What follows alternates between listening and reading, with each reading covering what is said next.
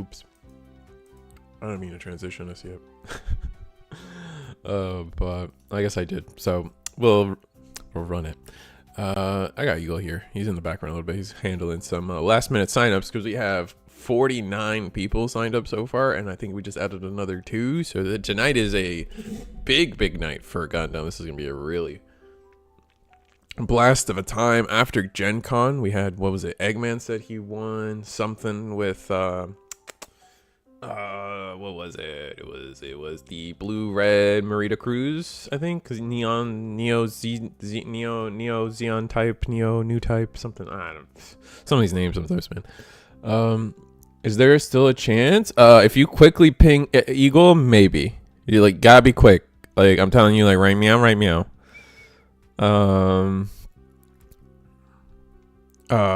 We're not capped. Our cap is 64 for Gundam tonight. So if you're, like I said, quick, maybe we can get you in. I mean, let's be real. Like, we are a grassroots show. We're not gonna say no to an extra $10. I mean, that's just the honest truth.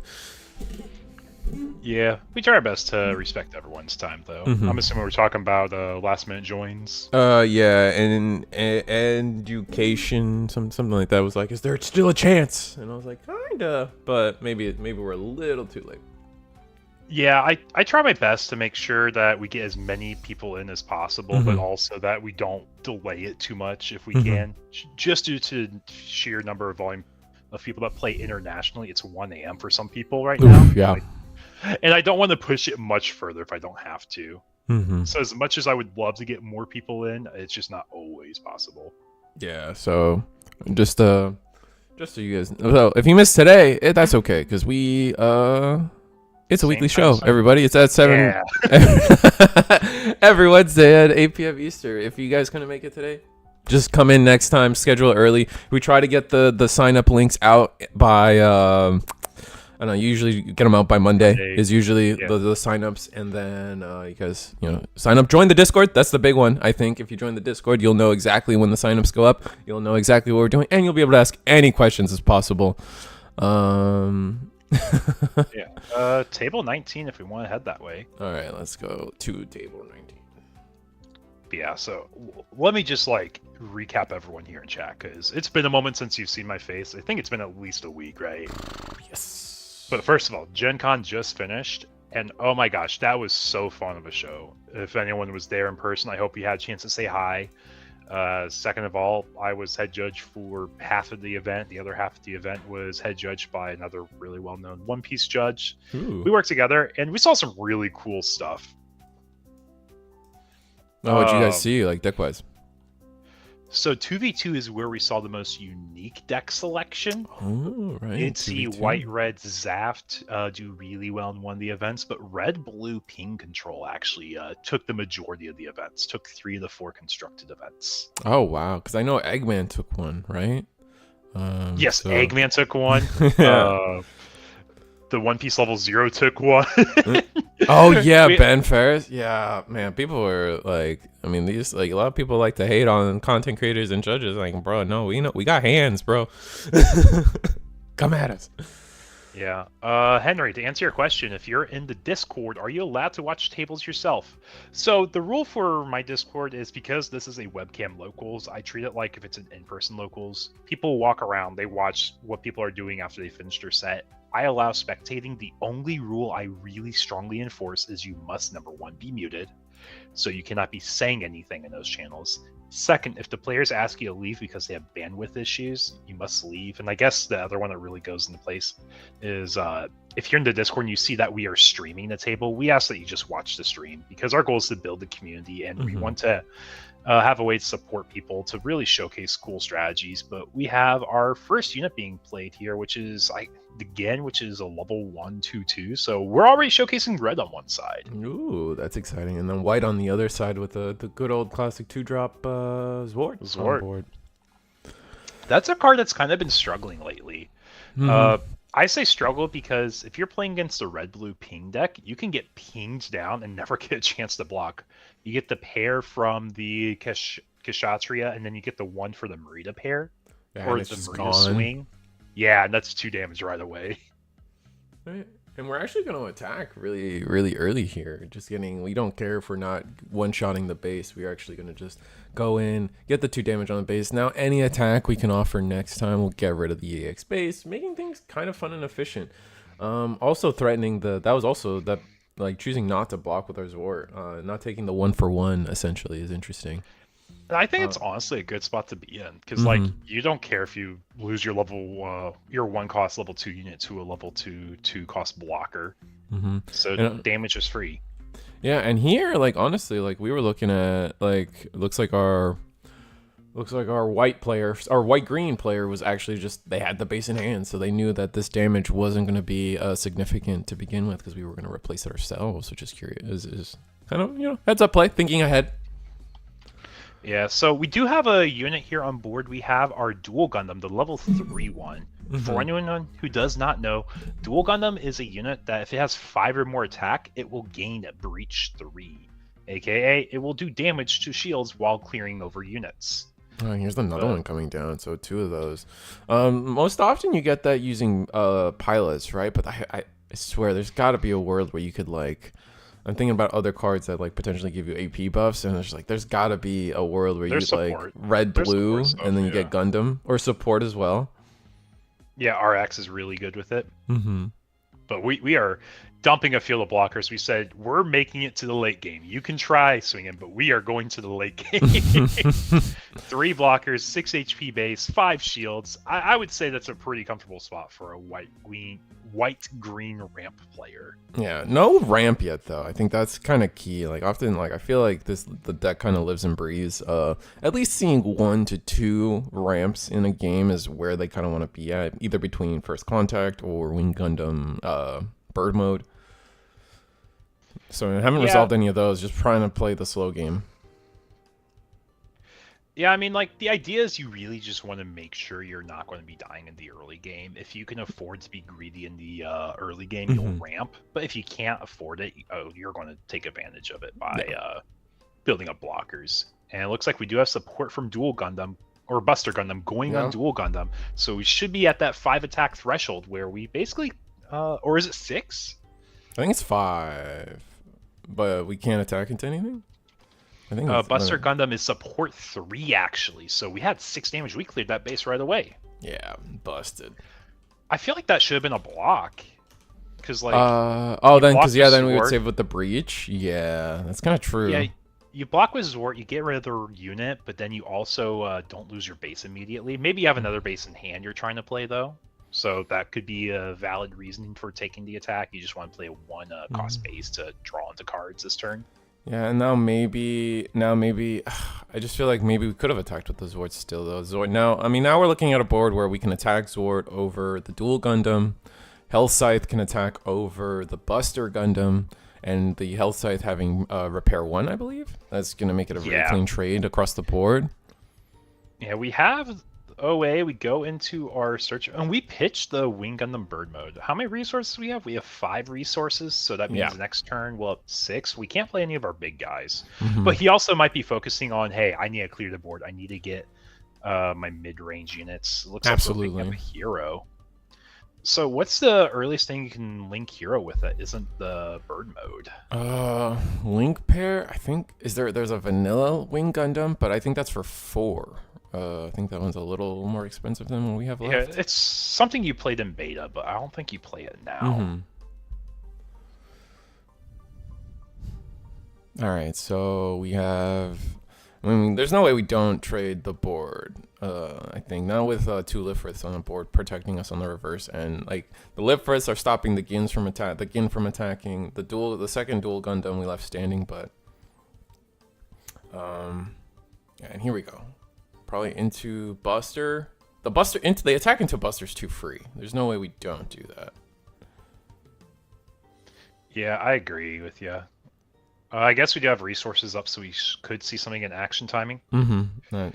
Well, then you attack through, so no commands. Oh, gonna pair the Lifrith.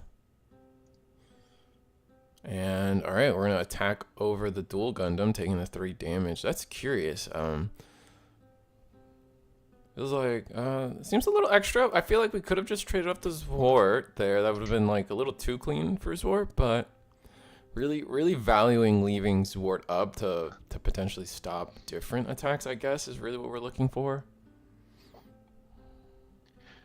Yeah, we're tapping force. That means what do we have? Do we have an Aegis coming down? No shot it's Aegis, right? I mean, it could be Aegis, but Aegis, with nothing big on the board yet, it feels bad. No, it's going to be the dual Gundam again. This is a different one. Oh, I always forget. This is the Altart. Also, to answer your question in chat, education, Buster readies himself if he has a pilot. Yeah, the coordinator unit. Yep, exactly. Yeah, so we are missing the card for the during pair effects. Mm-hmm. Yeah, there's Gundam's MA or Aegis Gundam MA mode, which I'll be honest, I think. Oh yeah, no, you're right. I think it's actually a really solid unit, and I really like it when it's the foil one. I think it looks great, but you do have the Shroud also. So many dual Gundams here. And the Shroud is really cool because it lets you basically build up board economy without like really losing hand economy, right? So it's like positive board tempo. Mm-hmm. It's definitely a good card, and it would. Oh, we even paired the Izak with it. That's kind of busted. Yeah, so we're gonna push 2 damage. This is probably gonna be a Lifrith block if I had to guess. Oh, Hero was a stat stick on our Lifrith. That just clicked with me. Yeah, that's how we cleared the. We used the Lifrith to attack the dual Gundam. And all right, so Jin goes in, attacking into a Lifrith, or getting blocked by a Lifrith. Now the Shroud mode is going to go in and clear a secure or clear a shield again. Not still valuing the Zwart, but I guess this block makes sense due to it not actually clearing the body in front of us. Dual Gundam goes in, but this has got to be a block with Zwart at this point. No breach. Nothing scary. It's just, I think it's just a clean block with Zwart finally.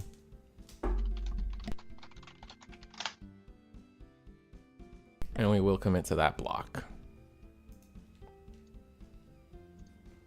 Yeah, so for everyone here in chat tonight, how do we feel about Zaf? Have we all tried playing Zaf before, or is this like a deck that we've seen on paper and we're like, we're not quite sure about the payout? Because like the breach numbers are kind of small, but you have really cool cantrip effects. For me, it seems like a deck that has so many cantrip effects, it doesn't have a real payoff yet. Yeah. I mean, it's weird because it's like, I feel like the payoff for Zaft is still kind of like both, Zaft specifically anyway, the payoff is like what, Justice Gundam, but that's a white card, so you're forced into white, like, and funny enough, we still don't know what the second color for the red deck is, so they could be red-blue or red-white. They could be red-green if they're greedy. That's you don't get any draw cards, but you'd be red-green. That's true. Because, like, your top end for Zaft is, like we were saying, is Justice. If you're not playing Justice, like Aegis and the MA mode, are, like, the two, like, other payoffs you really have. Yeah. That is true. If you do get your support numbers, you are in a really good spot, because you do have very high value support numbers available at all times. We show Kira, so we know it is red-white Zaft. Oh, wow. Finally getting that makes sense. That makes sense because Kira is a coordinator pilot, which you do want for your Buster Gundam. Right. Pop off. Mm-hmm. But also, I don't know if we mentioned, that's a very clean playmat that we have. Oh, it's so sick. Player. It kind of reminds me of those, what do you call them? Like the little Gundam building playmats where you have like all the little grids. The grid lines? Yeah. Yeah. White green going super aggressive this last turn, just sending it all to shields and clearing board while we were at it with our couple units that had breach, but now we passed. We got a full set of 6 resources available to the red-white, but I don't think we might not have a play that clears 5 bodies. So you can breach and get rid of one unit, so you also push damage at the same time. So like MA can go into the wing Gundam, which you will take that every time, I feel. Oh, we got the AL. We know we have the Kira in hand, so we have to bounce something. You probably bounce the Death Scythe because it's the least impactful thing, or the most impactful thing on board that you can bounce without giving HP back. Or a pilot. Yeah, so that's immediately what we did there. We can swing into a unit and shrink it so we take no damage from something like Liferith while we clear board. The only thing you have to be scared of is if a Wing Gundam 0 comes down this next turn, because we have 6, not 7 resources, so we don't see that come down next turn. Yeah. That should go into Wing every time. Yeah, with the you're breach. Going to be breaching, clearing the big unit. And then from here, you attack into the Liferith, so you save damage on your Ale Strike? Yeah, because you want to use the attack shrinking part. Like, even if you lose the unit in a trade, you're fine with that because you got free damage on a unit, and then they either have to commit the units on board remaining, or they have to commit a link pair, and you're totally fine with them using a link pair to swing into Ale. Right. Well, actually, I guess you're dead on board. You're dead to board math. You're dead to board math, yeah. We're talking about, like, all these plays, like how to survive, and it's like, oh, I guess you're just kind of dead anyway. You do need the blocker if you play around a link unit, because you'll always block with the link unit with the attacker in case they run into a base. Because bases you can't math out with the board right now. No base. So if there's a link, it's just game. Yeah, and there's no room for a command, so it is just swing out for game here.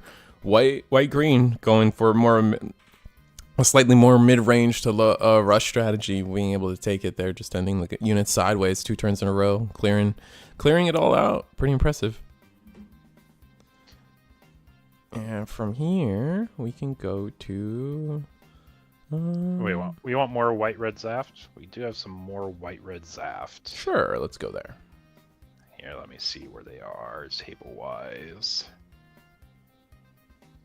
Because this will be our Zaft round. Table 20. Table 20. Ooh, Becker.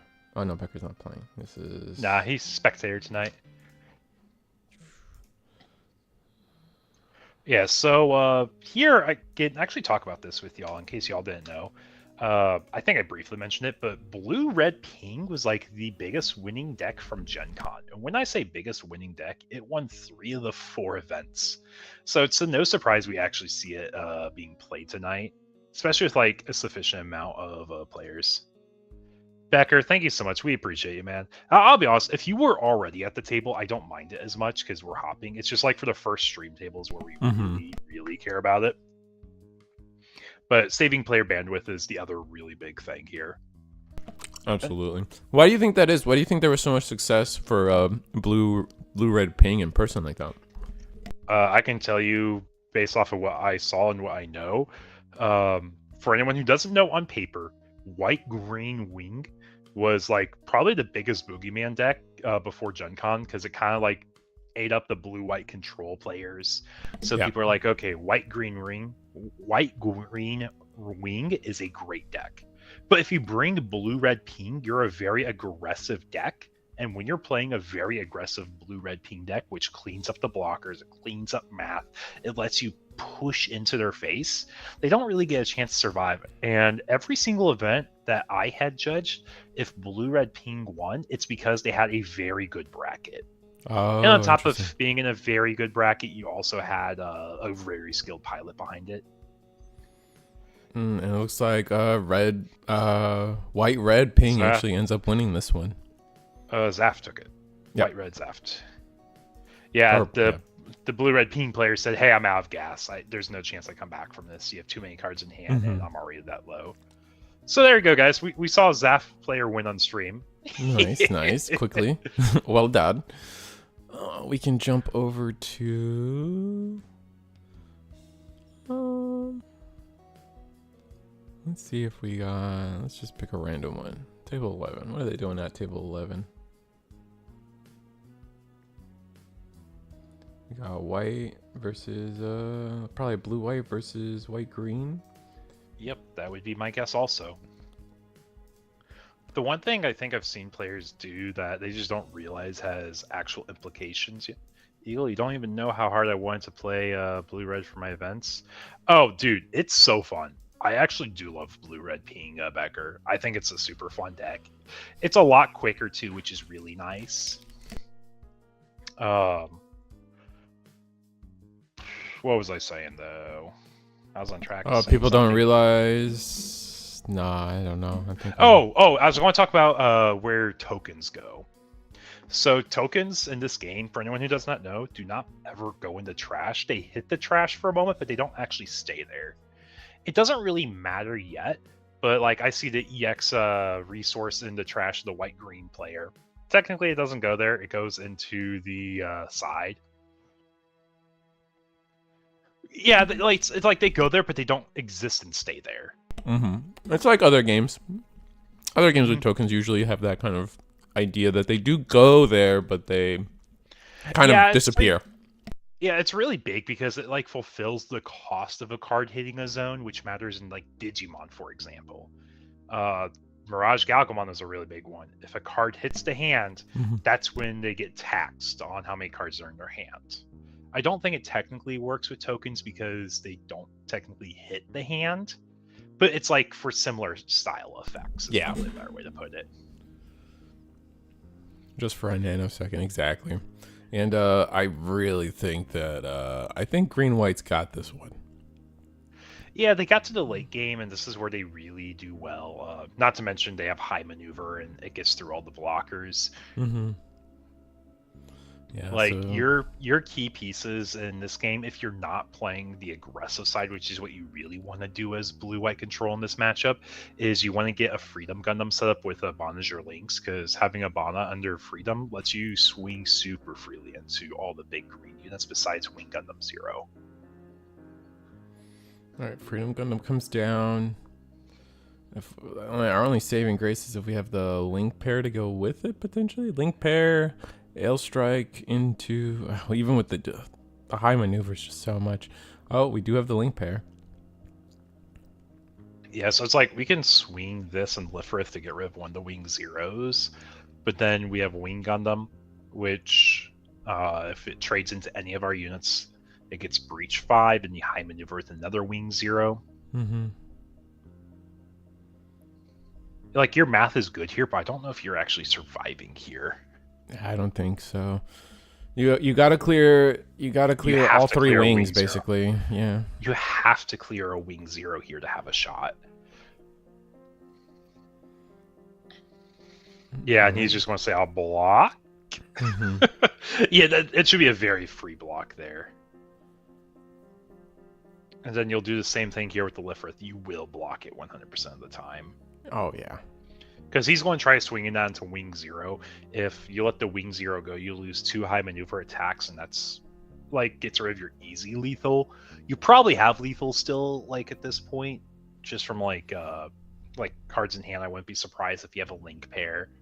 I guess we have one card in hand for the green-white, so probably not a link pair. I mean, we could have a crazy top deck, but...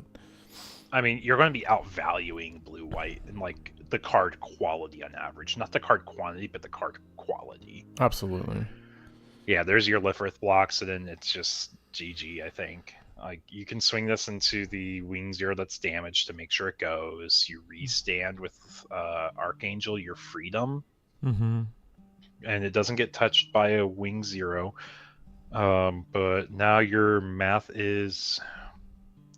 swing Lifrith, swing Wing. Technically, swing Wing into a unit to get Breach 5 because you increase its damage by 1. That gets rid of base any high maneuver for a game with Wing Zero. Yeah. I promise, chat, I can talk sometimes. Yeah, and there's the perfect strike to go with it, too. It's like, hey, I got another blocker, but you don't really increase your winning side. Like, it's swing Wing Zero into the rested Lifrith. That happens every time. You get rid of the base with the Breach 5, and you go for a game with Wing Zero. Yep. Seems pretty... And I think that's exactly what we did. We are... Well, we're at... No, never mind. What are they going to decide to do? And even then, the Wing Zero can just attack into the perfect strike as well. I mean, you don't have to. You just have game on board.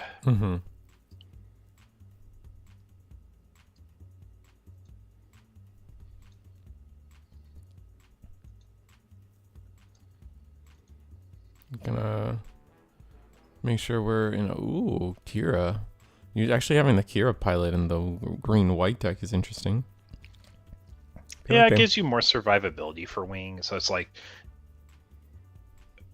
I guess he's just going to go for base, which, like, honestly, it's the same difference here. Yeah, and we're just scooping it up. We just know it's kind of over.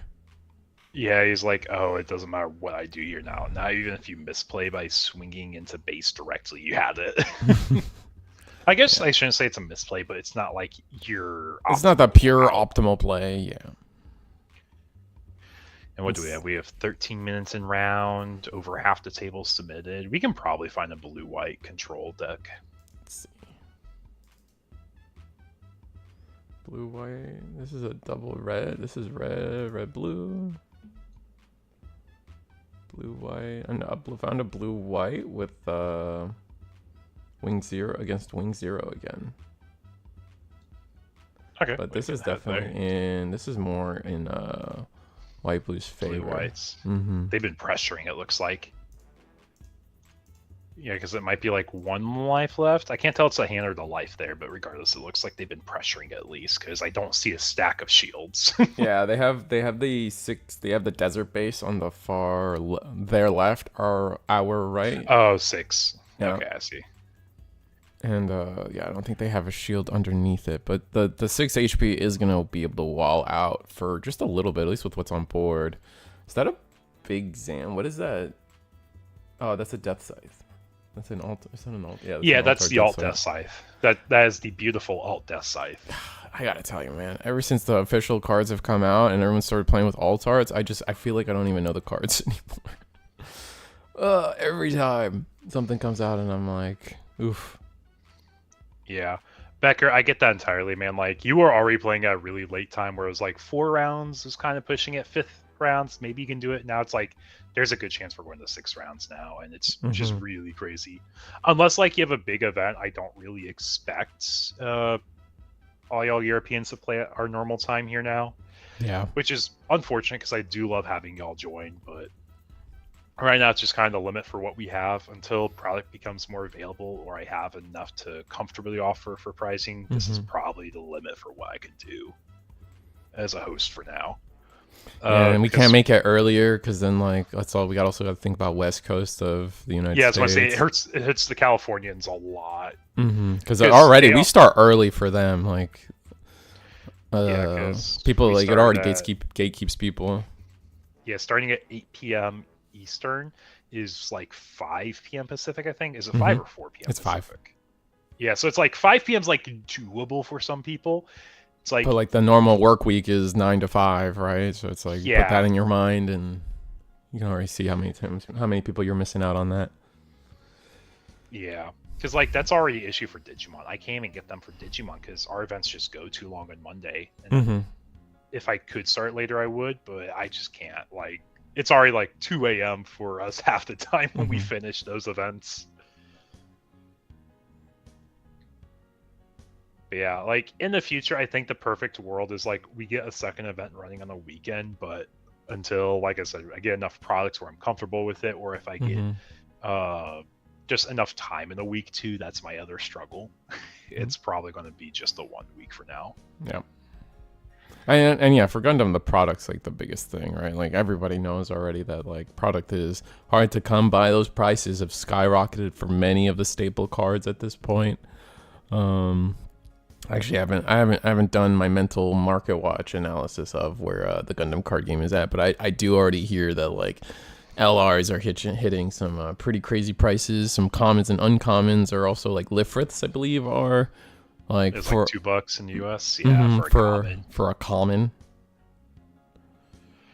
Yeah, best way to really put it for anyone who does not know. So for Digimon, I can get my boxes for about $65 to $70 a box. Yep. So if you ever look at my webcam locals for Digimon, you see I give out almost 3 times the amount of like packs or boxes for each webcam local. That's why, first of all. I've had a lot of Digimon players ask if they can transfer their Digimon packs into Gundam packs. I just said, I'm sorry, there's no you really can't do that. Yeah, I cannot cross-lap that right now. In the perfect world, I could. Mm-hmm. But the second thing is like my cost of boxes for Gundam is not $65 to $70 a box. I'm paying MSRP plus a little bit. Right. I technically did get like 4 boxes from Europe at like $130 a pop. Ooh, but it's like that's not too bad. I average it at the end of the day, and it becomes basically $160 per box. I pay my staff, and like up front, it seems like it's very steep for what everyone's getting, but it's also like I'm trying to run these for the community, and any margins I'm getting right now, because I actually do have margins for once, I'm very transparent with that, is going straight into buying set 2 boxes. I want to make sure I have those on lock so we can have our webcam locals for the next season. Right, and that's gonna be, I think, like, and for those that like may not know, like may not have been through other Bandai card games, I don't think the product situation, I don't think gets better until probably set 3 or set 4, once we're down that road of just how of just the stores actually being able to pre-order a proper amount, and Bandai also catching up on their printers and realizing demand. All that stuff doesn't really get caught up until like set 3, set 4, I believe, is really when exactly it kind of smooths out. Like I've talked to friends that work in printing companies for Pokemon, and they print like quite a bit ahead. It looks like our wing player scooped here. He said, "I can't do anything to your board." Right.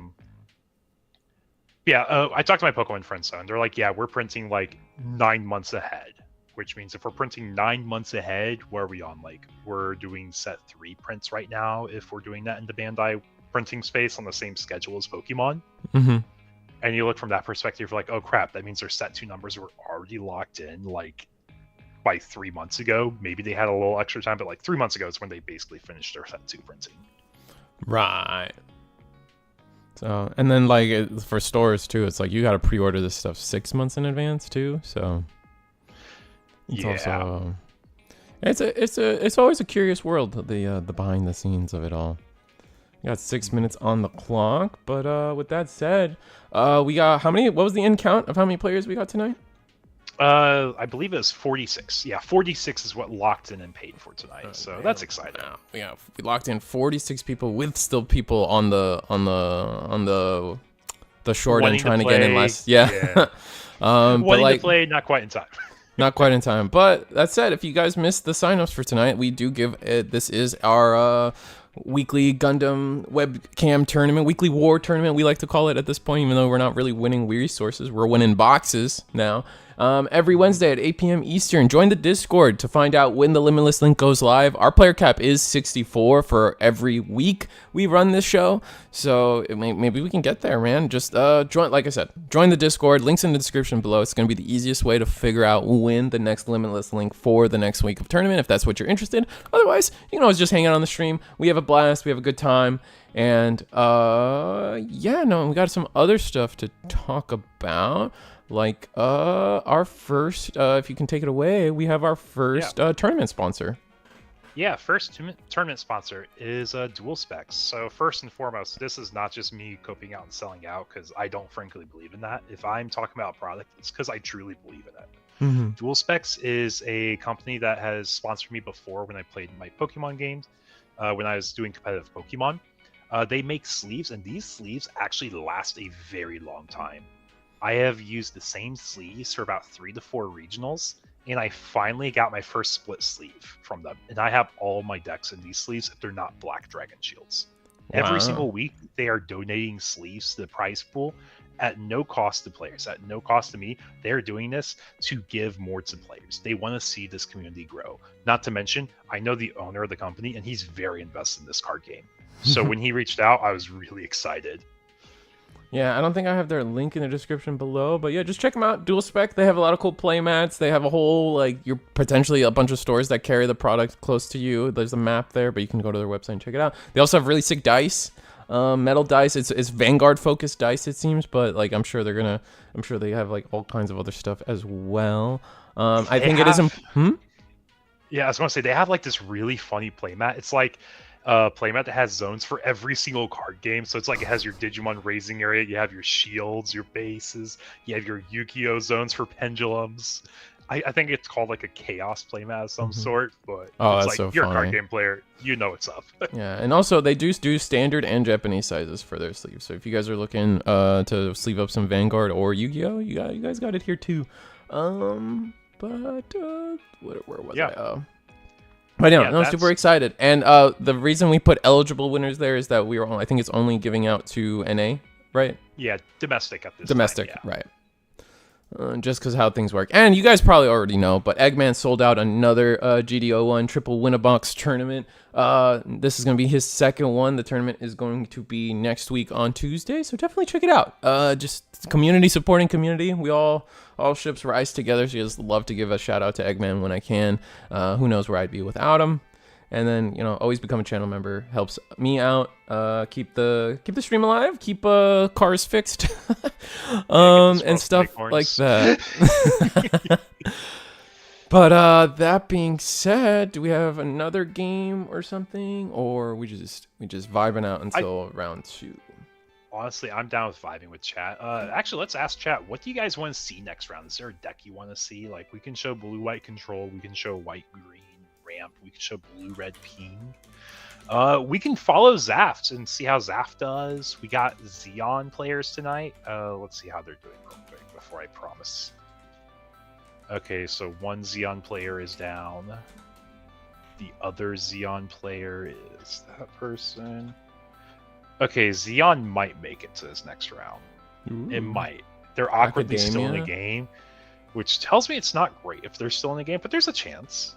Is anyone on the academia list or academia? Oh, Academy? Academy, yes. Yeah, we actually have some blue-white Academy. If you click on blue-white, let's count that as Academy. All right. You heard him, chat. Blue-white is now Academy. Not include white-red. White-red is, or blue-red is. Oh, blue-red is. What is that? Oh, that's Neo Xeon. Yeah, we didn't include that. Wait, no.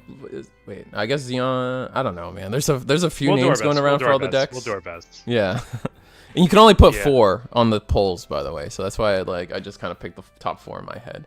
Xeon can be either. I right now in my head, Xeon is the blue-red, but then I know there's the 1 Year War Rush, which is pretty Xeon. Green. It's aggressive, yeah. Green blue on that one. Looks like everybody wants to see Academy potentially with the blue-white picks. People want blue-white control? Crazy. Green, red, Xeon, my child. Yeah. But okay, so I understand you entirely, Levi. You might remember Taidana. He played a whole lot in our webcam locals during beta format. And he's just kind of telling me, like, he's an IRL local of mine. So he's like, you know what, Zach, I'll be real with you. I loved everything you did for the community. I'm probably retiring from webcam unless it's a regional online because we have IRL locals who want to grow now. And his focus is growing the in-person local scene. And that's something I'm really excited to see. I know we have like 50 plus people registered for our for our IRL locals here in Indianapolis right now. And that's momentum we want to keep. Oh, so it's absolutely. like, I understand entirely. Like, if you have to retire from webcam, I understand entirely. This is just a community that's always meant to be here I will do my best to support players. Absolutely. It's just a fun time. It's a fun show. Yeah, my bad. I see everyone correcting me that Xeon's normally green-red. It's just, there's just a lot of names going around, man. To be fair, there's like a few other iterations of Xeon too. It's not exclusively green-red. White-blue is boring. But what if it's the Academy build education? I saw like a really cute white-green breach deck that uses the Changwu face-off with the Academy engine to lower the AP. I think I talked about it briefly once. I'm like, it's kind of cute. It's cute, but I don't think it's good. Yeah.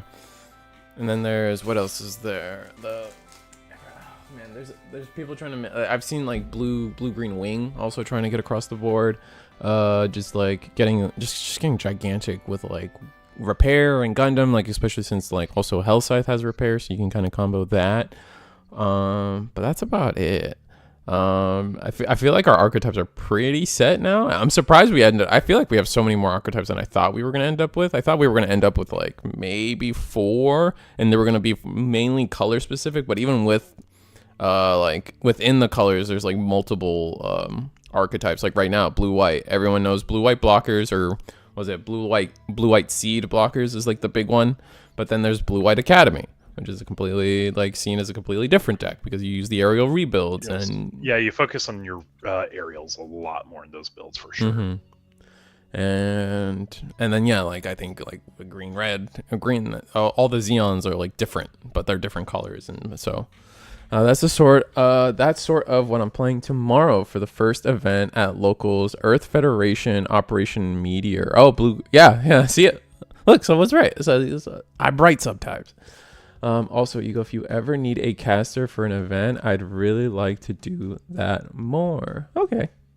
Definitely. Yeah, I'd say we're very open to it because I know, especially when Risu's thrown through the ringer of like working the whole weekend on other events, it becomes at least like a break for him. I try to respect everyone that works here at my events, including staff of streamers, judges. That's why our judges normally rotate for Digimon. For Gundam, it's just like a really weird timing for our secondary judge. I have a tertiary one now. I'm going to start cycling in at some point, so.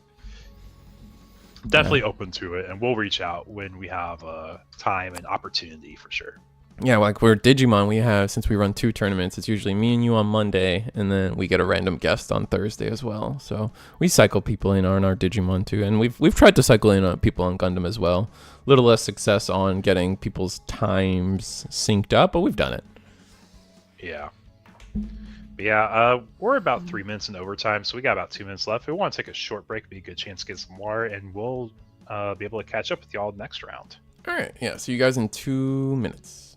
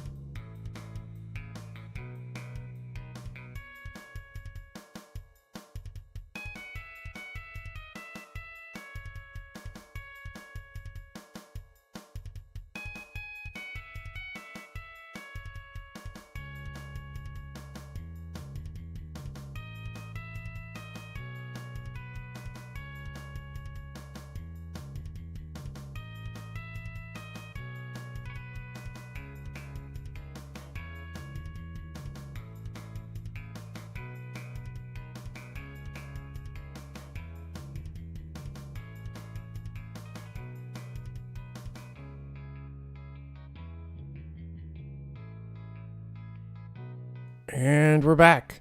We're ready for round 2. We're following the poll was had. Zaft takes the poll, so we're gonna follow another unique Zaft player. So we're not kind of piggybacking off the same player again. But here we are at table 10, kind of waiting for our players to sit down real quick. Our round 2 is just got paired like 30 seconds ago, so getting our players sat down and ready shouldn't take that much time. But you know what they're up against. It's gonna be curious to see what they're up against. Anyone out there right now? If you guys have played in Gen Con, you've been playing at locals. How has the mystery gone for you guys in terms of like you sit down in front of your opponent, you don't know what they're playing, and you gotta start playing that guessing game of like what colors are they playing? How many? Heck, when you start playing the game too, like you don't know what both the colors are off the rip. Yeah, exactly. So, looks like both players are sit down. So I'm gonna switch the camera so then I can comfortably slouch. Yeah, but just quick meta snapshot for everyone tonight. We have 12 players on white-green wing decks. Wow. I need to fix the limitless filter because I have 2 different versions that it reads. But that's the most popular deck tonight, followed by blue-white control, which also has 12 pilots, I believe. No, it's 11. 9 on blue-white unicorn, 2 on the more freedom blocker focus. And then you have just little sprinkles of other decks, 9 that technically break my deck filter, so I need to figure out what's going on with those decks. Mm-hmm. But I wouldn't be surprised if it's like more iterations of blue-white and white-green. Yeah, I could see that. Those definitely are the standout 2 colors. Like I think on most people's tier list, like those are number 1 and number 2 in that order. Even if you don't agree those being the best decks, those are definitely the most popular decks that you will need to be prepared for and have a strategy against, regardless of what you personally may feel be the best deck in format. Yeah. Yeah, so I saw your answer. Your question is already answered, ND. But just to answer it for me directly, I'm not an official LGS, and because I'm not an official LGS, I don't have access to using TCG Plus. Right. So that's one reason. Another thing that pushes me to using Limitless is I love deck data and metadata being available for content creators, because that pushes more people into the Gundam scene, especially if decks are accessible. It helps players like building a deck for the first time. Right. So I think that's just like a crazy hard thing to forego. It's so funny. It's so funny because like when the physical card game for physical cards for Gundam finally started hitting shelves and people were building their decks, so many of like some of my old One Piece connections started messaging me because of the streams. It's like, hey, do you have that one list from one stream? Yada yada yada. And it's like, brother, it's all on Limitless. Like, what do you offer me? And it's just Limitless is great. I love the fact that like you could just open up the deck list to everybody at the end of the night, and it just makes life so easy. So yeah, if there's anything, Ray Knight is big into the free data for content creators. No hate on that. Just you can check out their channel. Yeah. They go over our tournaments like every week. So yeah, go ahead and click on Ray Knight Gaming's icon. You should be able to transfer. Also, chat, in case you know, Reese has been doing match uploads lately too. Oh yeah, if you guys can't watch the full stream and you're like, you know what, I'm kind of curious how this matchup plays of white-green versus blue-red, or you're like, there's this really good moment in the VOD, I don't want to link my friend like a giant like 6-hour stream, you can just link those videos directly now. Yeah, no, I've been trying to get at least the feature match of every round out of the way. It's the cleanest. It's the beginning and the end of a single match, and just putting them out there, putting more advertisement energy out there for the webcam tournaments. It's kind of nice to be able to like the goal for us right now is definitely to hit that 64 player cap. That would be so fun to say that we have a weekly webcam tournament of 64 players, because like there is some kind of pride in that, in the sense of the more players you have in your tournament, the more legitimate the results are in terms of like what people are looking at in terms of what's doing well competitively, right? Yeah, people calling it like real data finally, I think is what some more people will say. Not everyone will. People will hate on it still, but it at least becomes more real. Absolutely. I'm trying to get the timer going. Missing out on that wherever it ended up. Oh, I have the wrong binder. I'm like, where in the world are the cards I'm looking for in my binder? Because I was going to do like some giveaways. I want to do a giveaway for everyone here in chat again. And I also Ooh. want to do a giveaway for our players tonight. I'm like, Oh, where did I that's put my exciting. binder? Yeah, we've done that before. I thought it was really cool. Yeah, no, it was definitely fun. I want to do one tomorrow for Digimon. We'll see how that goes. Yeah. What does chat think about that, though? We like the idea of free gifts. We like free prezzies. We like free stuff. Chat, probably not. You know, you guys like to work for your stuff. I feel that. You pull yourself up by the bootstraps or something. That's what I've heard anyway. This is where I was trying to find where I put my binder. I'm like, where in the world did it go? Also, talk about binders. I have finally finished every card in Gundam now. Ooh, like define every card. Give me. I have every card you can pull from a booster pack. Okay. Booster pack. Tournament packs is next. All right, so you have one of every card in GDO1, including alt arts, or are we talking master set? Oh, okay. Including alt arts, including starter deck foils too. Ooh, wow. Oh, that's crazy. Master set or like just the play set, I should say, versus the one-ofs. One-ofs. One copy of everything. So it's going to be a little small just to see how this works for tonight with y'all here for Gums Night. But how do we feel about a foil dual Gundam resource? Ooh. Toss one of those away for one of y'all here in chat. All right. Probably do it in our final round, chat. We've been experimenting on how to properly do the giveaways, but it's definitely going to be probably in the final round. We'll put up it's just going to be probably a simple one in chat or some password. Maybe Eagle can give us a funny password, but I'll get that set up on the side. Yeah, so if you guys are watching, make sure you at least make it to the finals, because we'll pull it probably at the conclusion of the finals, just to like give a really cool like send off to stream tonight. And I'll also do it for my players too, because if you're a player, you probably aren't here in chat. If you are in chat and you happen to get it as a player, cool, that works with me. I don't mind it at all. Let's see. Yeah, but for all 73 working. Yeah, for all 73 of y'all here in chat, though, first of all, welcome. We hope you guys are enjoying the stream. And second of all, if it's your first time here, welcome. I'm Eagle X, this is Risu, and we run this show every single week. Every Wednesday, 8 p.m. Eastern. So if you guys are looking for a webcam local with pricing, I think that's big. I think that is really important in this Gundam product economy, that we are giving out a box for the top pricing every week. And I don't think that's easy to say. Yeah, it could have been a whole case I ripped, but I said I want to grow community. I want to invest into everyone. So instead, that is where this case of pricing is. Yeah, more Gundam, better, right? Exactly. I'm watching all the way through to learn as many tricks. I've had pretty limited chances to play. Oh, that's unfortunate. Well, you could always join. I always tell Eagle this. I always tell this chat this, but I really should just make a video on how like easy it could get to get a webcam set up for yourself. You know, it doesn't take a lot. I promise. But yeah, what was our record for our last Gundam stream? Do you remember our player count we had, or the stream count we had? Oh, we had like 100 people. It was pretty high. I can go. I can check that. It was almost 100, I think. It might have like peaked for a second. I can look that up. Yeah, let's see if we beat that tonight, chat. That'd be awesome. I would love to see that. Yeah, Gundam wasn't popping off. Looks like we have blue white versus red. This is gonna be red white as well. But we have we both of us have a base setup, and it's up to us to like kind of make things a little slow. Maybe we can link pair this MA mode. No, it's just gonna be a fancy L strike with the Kira link pair. That's gonna bounce the perfect strike.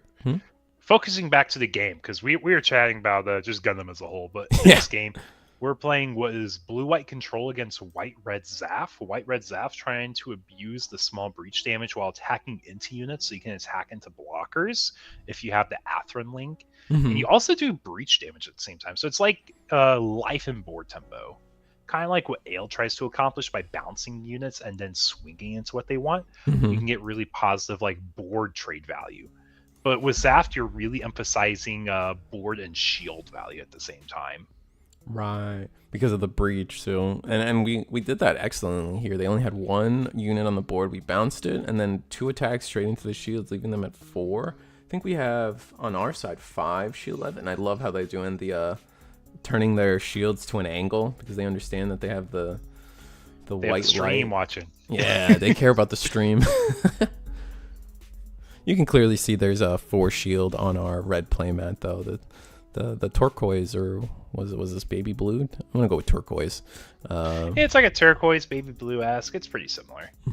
Clearly see they have 4 shields, so they're fine by my book as well.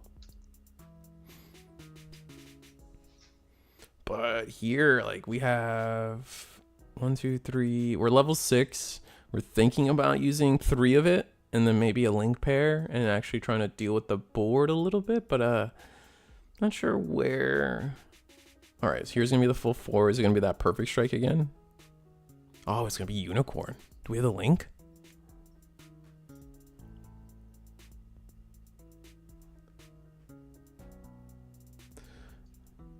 Was it someone? Was that you lost mine a few minutes ago, where you're just like the base is the place. You just turn them sideways, send them that way, the whole time. Base is face, if you will. Tiffany blue. Oh, this Tiffany blue. Thank you, ACW. Someone getting the eyedropper out to tell me the colors of sleeves. I appreciate it. It goes a long way in helping me know. Yeah, I will say one thing. I don't know if we talked about this a whole lot last week, but in the Gundam card game, and now One Piece, actually, you can use foreign language resource in Dawn cards. Yeah, that's so cool. Just announced it for One Piece, and Gundam has had that since its like first tournament rules manual, right? It makes sense. I mean, I think for a long time they were thinking like. They were like, at least for One Piece, I think they were kind of being reserved on it, thinking like, oh, maybe one day we'll get a 2K Dawn, or like, right, like some special effect Dawn, special effect resource. And now that we're like, was it 2-3 years into the One Piece card game, they haven't done it, so now it's safe to be like, you know what, it really doesn't matter what your resources are, do what you want. It's just consistent, Hearthstone crystals or. Shadowverse dots. It's just your resource, man, and Gundam's the same way, so it really does not matter what your resources are. It's nice for them to admit that. It. And like, here's the other cool thing. I was working Gen Con as head judge. I would say about 20 to 30% of players were actually utilizing foreign language tokens, resources of that nature, and I thought that was just really cool. Like, people are using it. It's like, hey, we know the Japanese ones are significantly cheaper, especially the EX bases.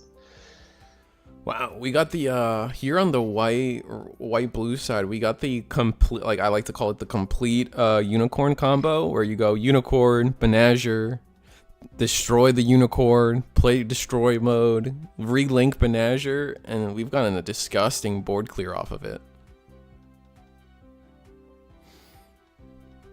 No shield damage though. So this was a lot of work to get board cleared. Yeah. Board clear.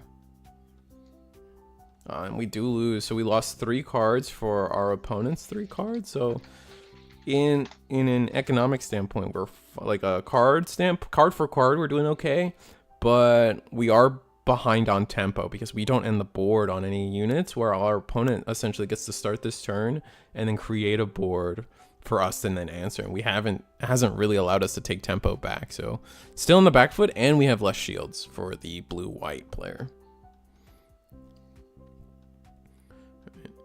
Red-white going to be able to rest, was it 5? Oh wow, yeah, for the Justice Gundam, get the token down. And here last week, I think we fumbled a ruling here technically. The Justice Gundam has to attack before the token for us to actually get the rush on the token. So we'll see if they do that. No, they're just going to pass after building this board.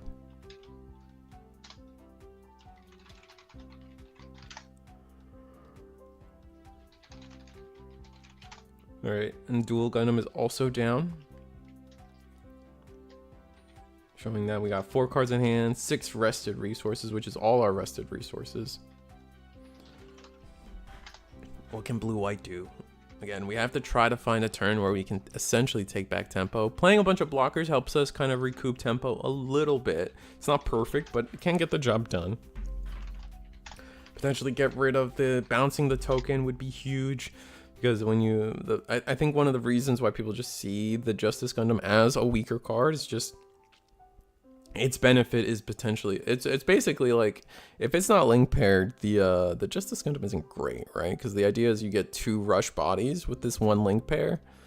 Are we just calling it rush in Gundam? I guess we're probably just calling it rush. I think we are. I think we are too. Yeah, can attack the turn comes into play is like what you hear people say, but people know what rush means coming from other card games. The only, I guess, like the difference is like charge and rush depending on the card game you come from. One that means you can attack units immediately. The other means you can attack anything immediately. Right.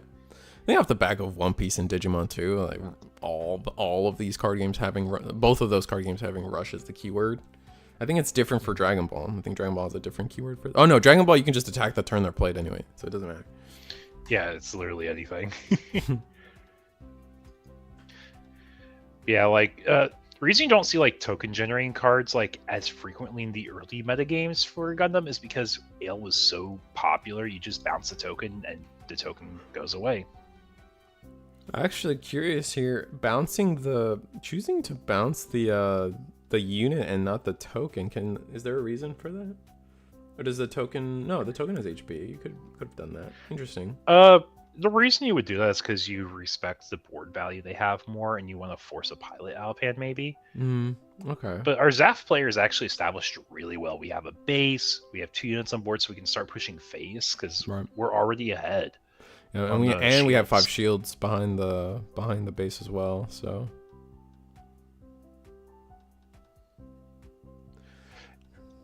Yeah, like on paper, Justice sounds really good, but then when you account for like what the metagame has and what it actually does to those type of bodies, it's like it's super understated for the cost. Because like you can pay 5 to use a Freedom, or you can pay 5 to use a Justice. And if you think about, was it 5/6 stat line on the or 4/6 on Freedom, so it doesn't get interacted with Amuro, doesn't get interacted with by the Ales. You're pretty comfortable there. Its effect does something every single turn. Then you look at Justice, and it's really good for like 1 turn. Yeah. And what is this? Is Aegis? Is that not? Aegis. Yep, it's actually really good for cleaning up more damage on board. But it looks like no link, so it just sits there. 4 cards in hand from our Zaf player. Maybe Zaf does take it away here, guys. I think Zaf's gonna be able to clean this up pretty nicely. It depends. The only thing that's like scary is like if you get a Freedom down, you can trade into that Justice for like no downside. Like, I think you take 1 damage if you get it through optimally, so they have to block with Perfect Strike. If they block with Perfect Strike, okay, that's fine. You take 4 damage on your 6 HP blocker, which is 7 HP, and with the Link unit, it's just like, does it really matter still? Because you're going to be trading over it with another unit, like Rezel can almost do it by itself. Yeah. So I guess we'll see. Looks like we're thinking looks like we're thinking of a 2-drop play. But not committing to anything just yet.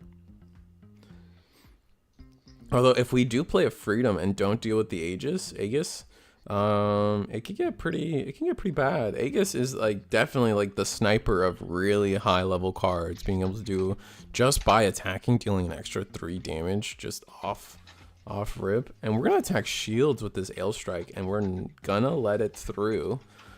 Makes sense on some degree. I would have liked to see potentially maybe a block, but no, knowing that all of our blocks don't trade fairly into it, I'm just gonna move on from that. Getting rid of the token, I feel like would have because the token's also a blocker for the Justice Gundam, right? So I do believe so. It's like a 2/2 with blocker. I think that would have been a good block with our token. The fact that the token's still there is kind of criminal. Yeah, also true, but it's like maybe you want to be greedier with the value we get from it. That's fair. Now we're playing out our turn, playing a Show of Resolve, so now we only have 5 resources remaining. Rezel goes in. Gonna look and see if we have like an unforeseen instant, maybe a combat orders. No, into shield with the Rezel as well. Overflowing affection does nothing. We might just be going all face this next turn. Like, we don't have blue, so we don't have Amuro to our disposal. Mm-hmm. With 5 so I'm trying to think, like, what commands you use in white-red. I mean, unforeseen instant's still good, right? Is there a different red one that might be able to do something nasty? Let's see. You have stuff that, like, does damage, but it's not, like, getting through a blocker.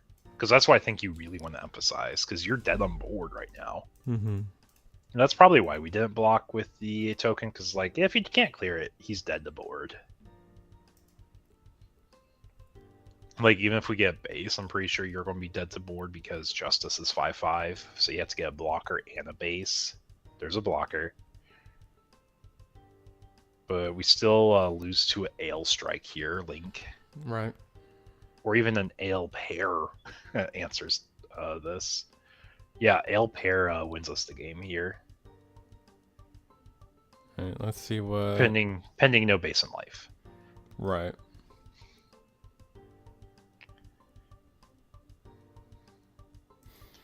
Yeah, Ale with any level 4 or higher pilot bounces. If it's a Link, we can swing. If it's Amuro, which we can't use because we have red in our deck, we could tap a blocker and bounce a blocker. That's a really good tempo play. We see a lot of time from players. But we're just opening up 5 in the face, I imagine, or we're going 5 into Ale. I would say face. I would be... I see a world it's Ale just because it's like good board value. That's true. 2 cards for 1. And any of the blocks doesn't clear our Justice. Still no pilots, and it is going to be face, so we're going to force our opponent to kind of get just kind of try to push the fact that we have attack tempo. Aegis Gundam goes in, nothing for the 3 damage.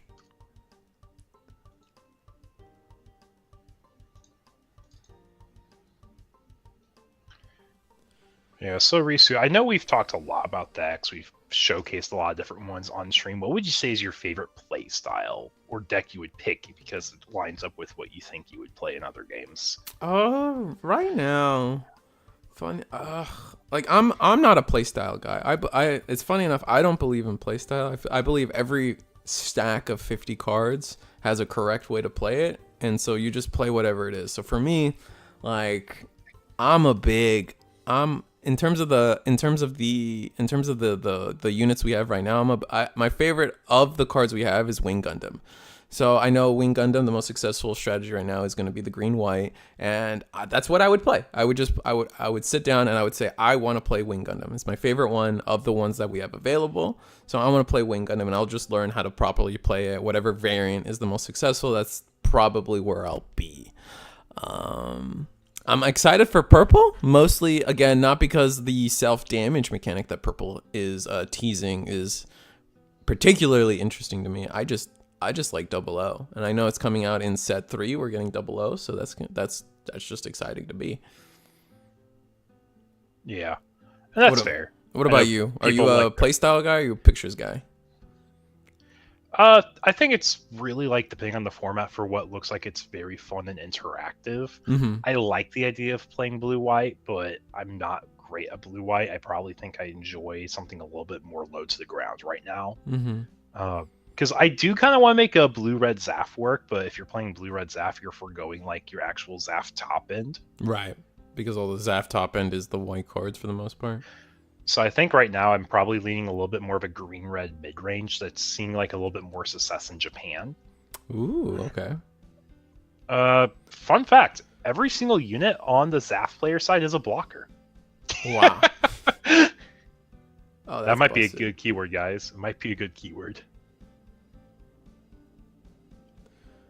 That's busted.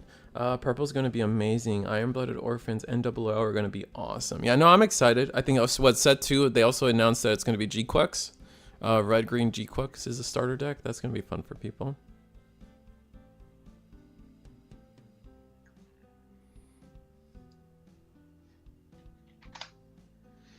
Also, quick question for you, Risu, and I guess people in chat. What is the keyboard command for like zooming out Discord? I accidentally did some button combination that zooms in, and all my text is big now. Do y'all know that offhand? No, I don't. I'm like testing it now. It's like I did Control Shift. I tried scrolling with it. I'm not sure. I'm trying to. Oh, I got it. Control plus and minus. Oh, is that what it is? At least I got. It's a version of what I'm doing. Yeah, I don't know if it's exactly your issue. Yeah, let me try it. Control 0. I feel like chat's gonna bait me into something now. Yeah, just delete system 32 and you should be fine. Gosh, that was like such an old meme. Yeah. Try Alt F4. F4? F4 didn't do it, chat. Purposely being a tech boomer right now. Let's see. Appearance. It's not. Space messages. The control plus and minus didn't work for you? No. There we go. I got it. Yeah, it was something with my zoom level. Oh, interesting. Give It's me like, that G I'm so Gundam. used- I need it. Yeah, Catboy Slim. So that's probably the number one I get more often than anything in chat is just the amount of people that just want G Gundam, man. Like, it's crazy because like it's so amusing to me because like I feel like there's as many G Gundam like stands I'm gonna go with, like, you know, people are just obsessed and really want G Gundam, and then there's just like the same amount of haters. And like I like it's funny because me as a G Gundam fan, like the haters could hate all they want, like, because they're right. All the reasons why like pure Gundam fans hate G Gundam, like, they're completely legitimate every time. Like, I can't argue with them. But then I'm just like, bro, the guy kicked a skyscraper out of the sewers. That was just fire. I don't know what to tell you. I saw a guy do that. It's like what's the Pickle Rick meme? Bro, it's like he turned himself into a pickle. This shit was the most hilarious thing I've ever seen. Why is it so funny? It's just Pickle Rick. That's all you gotta know. Yeah. To be fair, the episode was pretty good too. Like, aside from like the pickle meme. Yeah. No, I mean, Rick and Morty is crazy. Like, I haven't partaken too much, but I accept that. Like, it's just a good show. It has some good moments. Like, I'll have like stints where I really like watching it, and then I'll have other stints where I'm like, man, this is probably a little bit too like what is it called? Grotesque, I guess, for me right now. Oh, I know what you mean. Yeah. Not grotesque. Is that the word?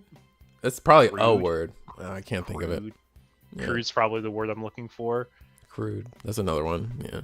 It's just like Saw, like the Saw movies. Like, those are a little too. There's another word in there that I'm thinking about. Graphic. Yeah, graphic. I think that's just it. Give me 8th MS team cards. I mean, they're all coming eventually, I promise. If we're like One Piece is already doubling back on seasons, right? We're doing Dressrosa again soon. We're doing like it feels like we've done Wano like 3 times already. Like they're gonna get to everything, Chad. Don't worry. I won't be surprised if they throw in some like random video game stuff as well. Like, I mean, they've done it for Digimon. It's been really popular for Digimon lately. We just did Cyber Sleuth. Right, and then Dragon Ball just did what's their big like alternate universe with Xeno? Is that it? Not Xenoverse, Legends. I think it's Dragon Ball Legends with Giblet and Shallot. Yeah, they just had their starter decks for those guys, and that's like Legend, or I think it's Legends, but like that's a definitely off the brand Dragon Ball thing. It's also very new player friendly because the whole deck builds itself. Like, you don't need much outside the starter decks. Yes, that's Legends. Got it. Thank you, Cassius. Oh, Caius, my bad. What's Cassius? What am I thinking? That's crazy. We have Capheus and we have Caius playing in our tournament tonight, and they're also both on Zaf. Oh, funny.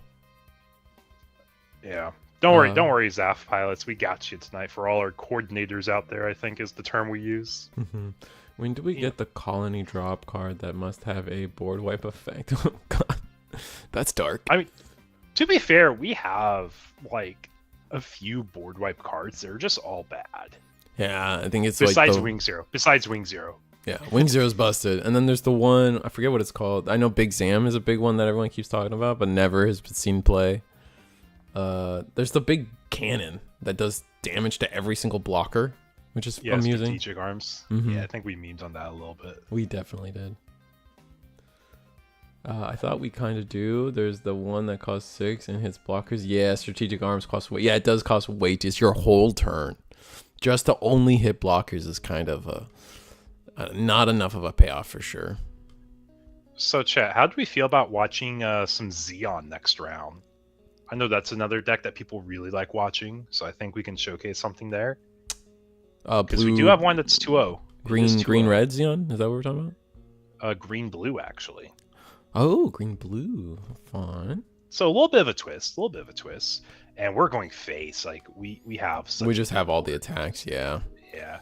The Aegis Gundam link pair as well to just deal 3 damage to the unicorn. Rough. But yeah, no, they take it. Excuse me. And that took most of the round, this one match. We got 5 minutes on the clock. Maybe we can... while I find another table, we can talk about our first tournament sponsor. Go ahead. Yeah, first tournament sponsor. If you guys like playing with your cards sleeved up in sleeves that last for a while, Dual Specs is one I strongly recommend. When I talk about sellouts, it's not something I'm doing just because like, oh, it's $1 for thing. This is nothing that I'm getting dollar-wise for this. This is something that is entirely being donated by one of the owners, sponsors of the company that really wants to see growth in Gundam, but he also has a love for watching this game play out too. So he said, hey, I want to be involved. I've seen your streams before. He is someone I've worked with for Pokemon before. So every single tournament, every week, we're going to be getting a set of sleeves donated to the prize pool. And this is going to be something that's more for North American players just because it is a free cost or a free product, and keeping it within the US keeps it within our cost. Mm-hmm. So if you guys are playing and you're in the NA regions, you will be eligible potentially to win some sleeves. Yep. So definitely check them out. Dual Specs, really great brand, really great people too behind it. Yeah. Well, really happy to have them on board. And like Eagle said, we're not getting anything monetarily from this. They're providing sleeves. They're providing stuff for the players directly through their sleeves. And so we love making the tournaments more worth it for our players, because here at Eagles Nest, the players are always first. And then that's what I always tell people is like we take care of the players first. Everything comes second after that. So without the players, we got no stream. Let's be honest. And I'm gonna sit here at table 9, and we got another red deck, another red funny, a lot of people on the Zap stuff. I think this was coincidence. I think it's coincidence. But Academy, it looks like this is Academy on the other side. That is the Michaelis.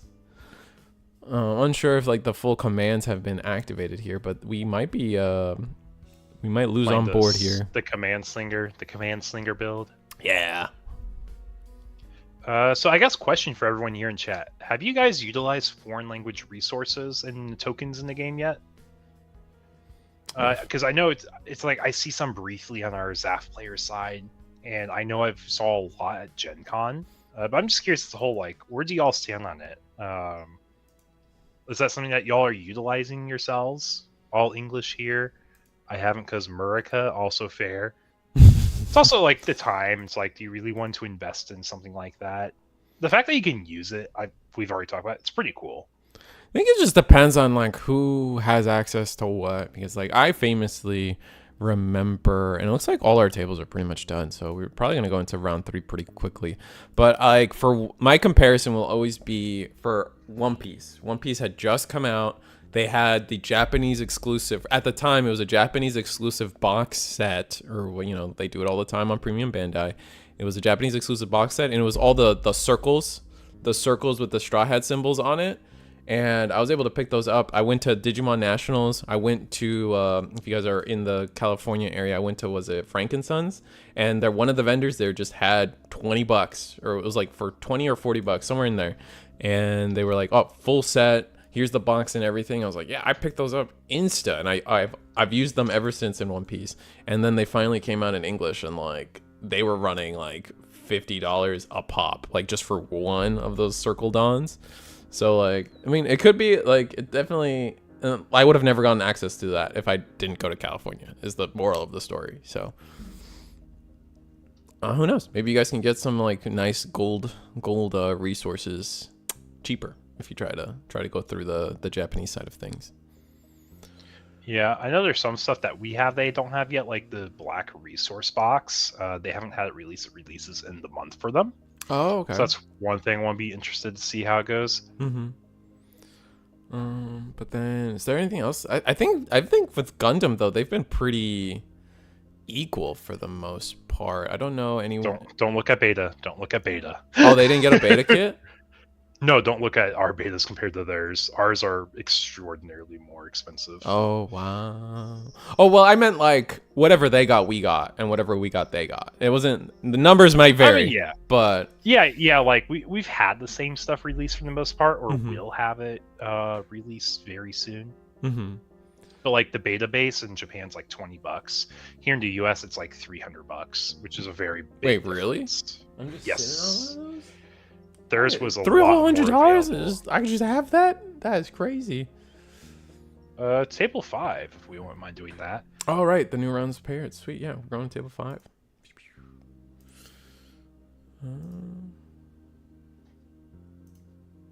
Yes, the dice are region free too. You are right, ACW. Just stopping by for the lurk. Hope you two are doing well. We're doing great, Helkin. I always appreciate the support coming from you. Let's see what I got. Ooh, Levi. Wasn't Levi quitting or something? What was like? Not quitting. No, quitting he was saying Eggman events are just like bad days for him because Tuesday is his IRL local, so he can't make Tuesday work. Oh, I see what you're saying. Okay. Yeah, that's why it's nice to like work with your. It's stuff like that where it's really nice to like help cross promote and do things with other people because like, I mean, we got Wednesday on lock, right? But there's no real sense. There's no real world where we start doing Thursday or Tuesday too. So it's like, why not? You know, you're like, again, players first. So if you guys, you know, again, Eggman usually does Tuesdays for all his stuff. So if you guys are looking for a Tuesday event for Gundam, Eggman even said with his latest event that he's looking to do a 128 cap here soon. So if they get that, if he gets that online with the proper pricing, it's going to be a really big tournament for everybody. So just look out for Eggman events, and they're always on Tuesdays. And then, you know, he can always advertise us as well on the flip side of it because he's not going to do Wednesday. Yeah, it's like what you say, all ships rise together. Like we support community supports us. Players come here to play, y'all come to watch, and we just put on what we consider like probably the biggest Gundam show right now that isn't official. Yeah. All right, let me get the timer rolling so people can know how long these players have. I keep losing it. Yeah, but also for anyone who doesn't know, make sure you join us for the finals match. We will be doing a raffle giveaway of a foil dual Gundam resource. So if you guys are interested in that, make sure you're at least here for that. We're in the middle of round 3 of what we're expecting to be 6 rounds. It's until there's 1 undefeated, so 6 rounds or undefeated, whatever happens first. We're looking at a total of 12 tables of undefeateds. So that's or six tables. 12 players on the field, 6 tables of them. Yeah, so we go from 6 tables this round to 3 tables next round. 3 tables from round 4 into 2 or 1 tables in round 5. And then if we have the applicable number of tables, we go to 1 table in round 6. When's the beta box tournament? Big eyes. We had one for our championship finals for season 1. It was a big beta box tournament. It was really fun. 11 weeks. Yep.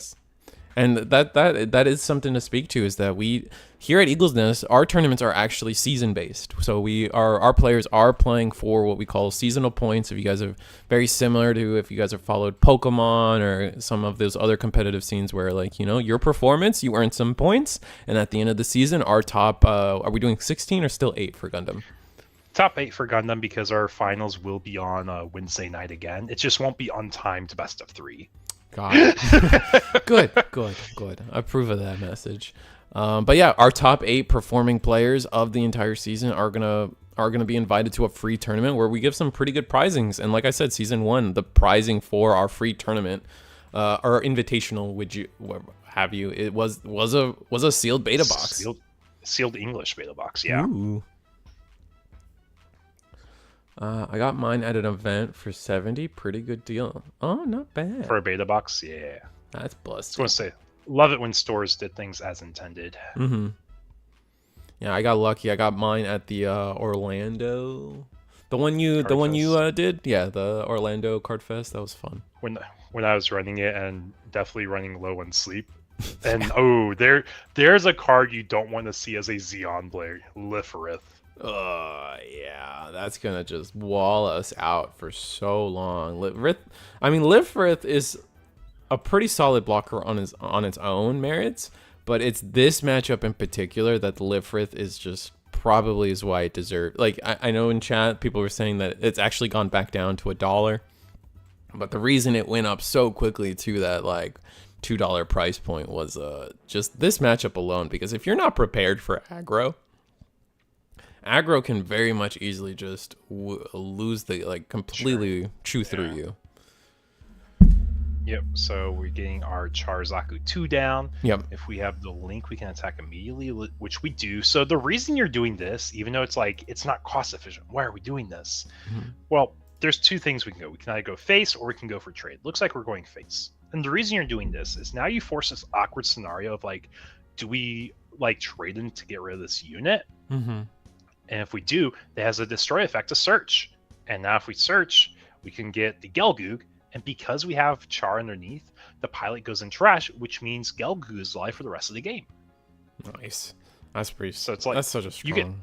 You get 2 things set up really well with having that unit destroyed. That's so good. All right. So now, if you're Lifrith, you just attack into the DOP. Oh no, we're gonna. Bounce. Sword Strike here. So that means we get double trade. Oh, we're gonna bounce the DOP.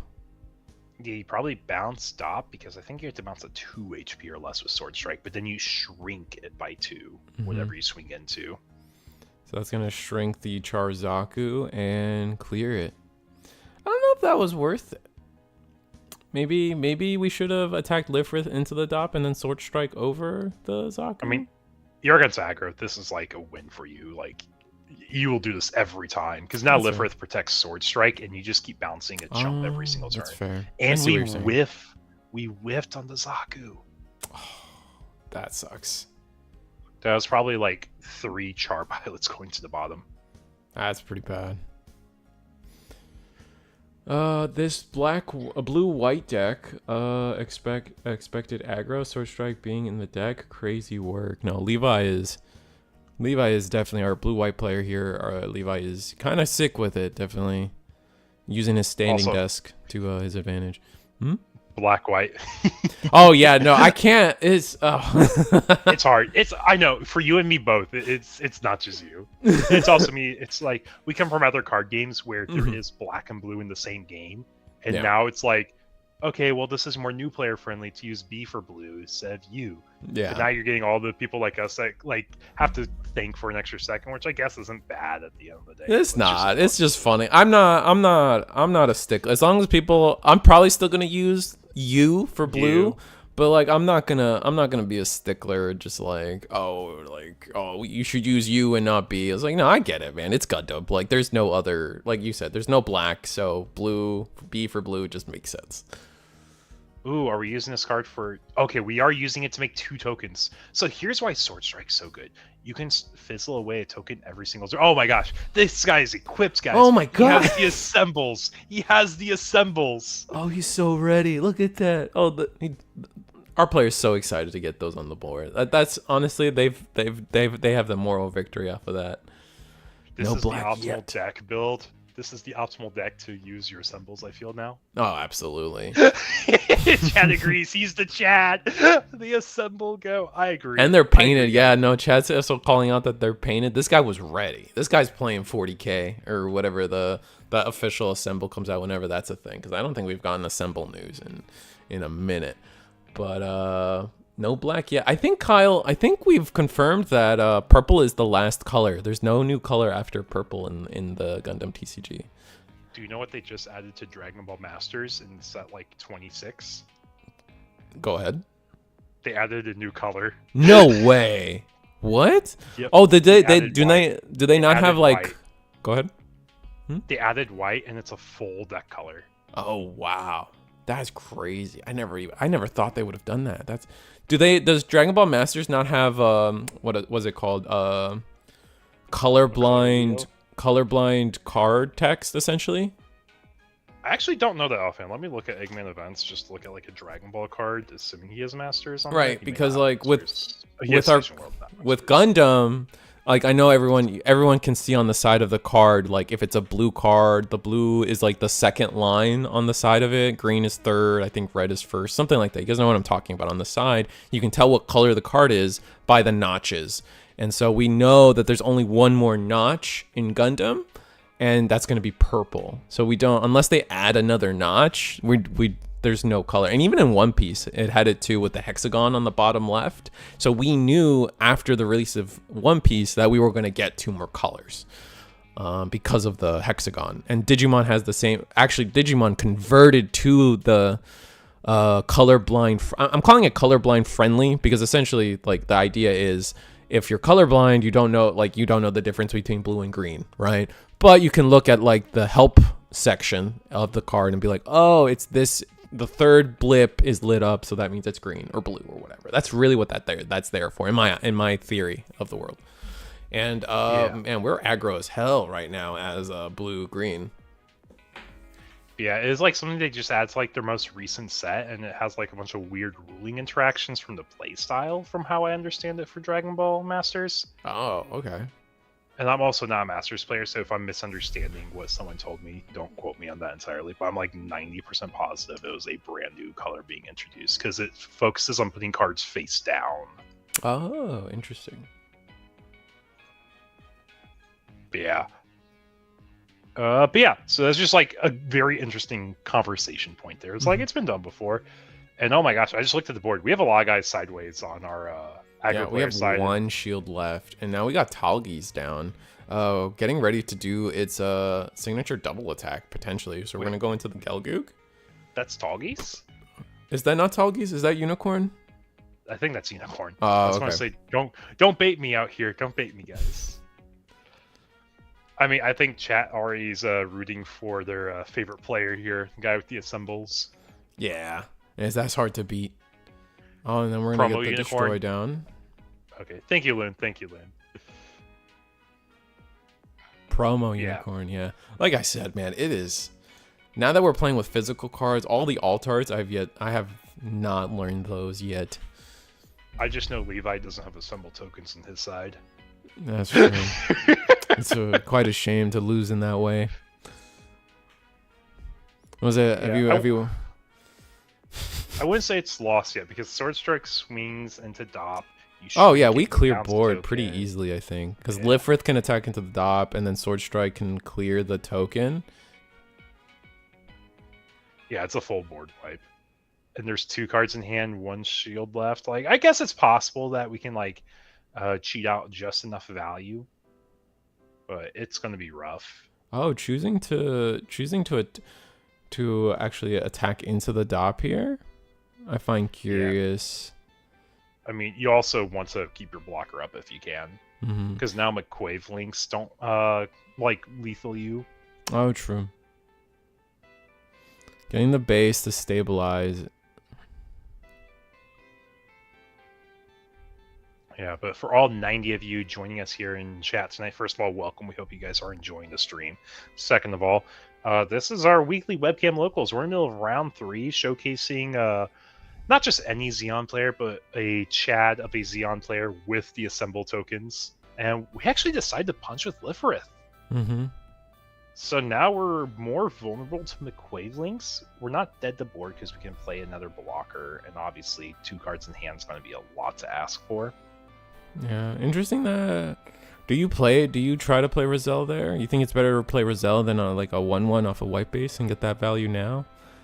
I mean, he's just trying to set up lethal next turn, Mhm. and getting Resil down is just more cost efficient for the stats. That's fair. Especially when we're thinking about like, oh, destroy goes in, rest whatever we need. If we have the link pair with this Char Gelgoog. I mean, you just pitch a Xeon card, you get a Char Oh, from right. trash. So yes, you do have it. You break the base, but what do you do now? With a single card, I don't think there's much you can do. We'll have to see. Or are we getting aggressive? Or are we clearing board? Or no, we're just clearing base. It says, you know what, if you have a link, you have a link. I can't do anything, I'm playing the aggro. If he has another Galgug in hand, he's set up for next turn. It's true. Hopefully we draw a Xeon unit. But I think we are just on 50 cards Xeon. Yeah, for the thumbnail of this video, I feel like you need if you end up doing this match, you gotta put the little assemble figures on the screen. That'd be too good. Alright, looks like we are just turning everything sideways. It's a DOP. Surge Strike goes in. I feel like there's a link in Levi's hand, otherwise he wouldn't be pushing this much face. Yeah, I think so as well. I think we would be maybe at least offering a trade somewhere. And it's looking like the link for Ale, Sword Kira. and Kira. And this is a lot more low to the ground version. And we had a big Zam in hand, so we could have done damage to blockers. Only Lifrith would have died there, so... Levi taking it, though, with a little bit more aggressive build of blue-white, because we're emphasizing a lot of Sword Strike links in this deck. Right. And yeah, the Sword Strike is definitely peculiar, too. Definitely allowing you to... Probably like with the green white matchup on everybody's mind. How do you think the Sword Strike does into green white? I think it's amazing. You aggro them down so much faster. That's true. You can like my fear is like you bounce the bird modes, like I guess, right? Because then if you do that, then you're just ramping them a little faster, which could be bad, but at least you are aggressive. Let's see if there's another table to go to. We're at table 5, so we can just scoot our way up. Go to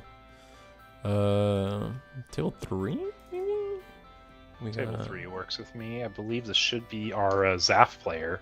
Oh, we are still not intentional, but we keep going to our Zaf players tonight. I don't know, man. I don't know. Every time I give you a chance, you just go ahead and pick a Zaf player. Well, you know, it's a cool deck. Justice is kind of dope. Yeah, we're giving Zaf some love tonight, chat. Hope y'all are enjoying it, and we always enjoy having you here.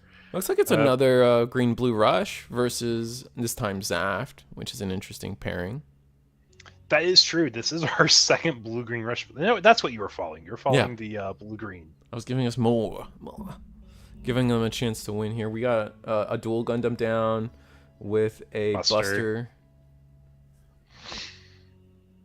Looks like we might not have any attacks. Oh, Lago. Yep. So I don't know if I've told you this, Risu, but like you know, I collect one of every single card. Right. And one thing I want to do is I want to get enough resources where I can have like a chaos rarity set of resources where it's like a pilot with a mech, pilot with a mech, pilot with a mech. Oh, that's cool.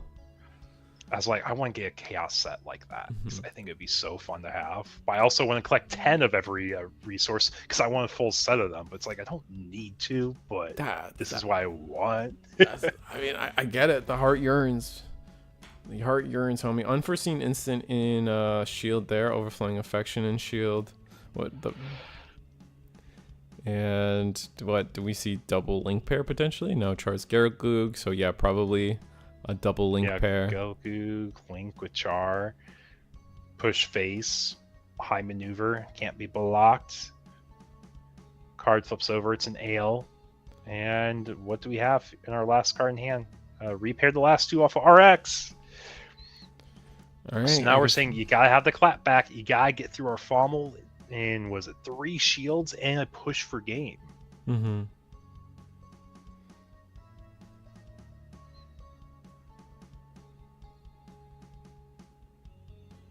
So, I mean, with the Buster Gundam and the Dual Gundam, we can get a lot done for sure. The support's going to allow us to get the breach off, so that helps get the Fommel off the board. But it's only breach 3. But some damage is better than no damage.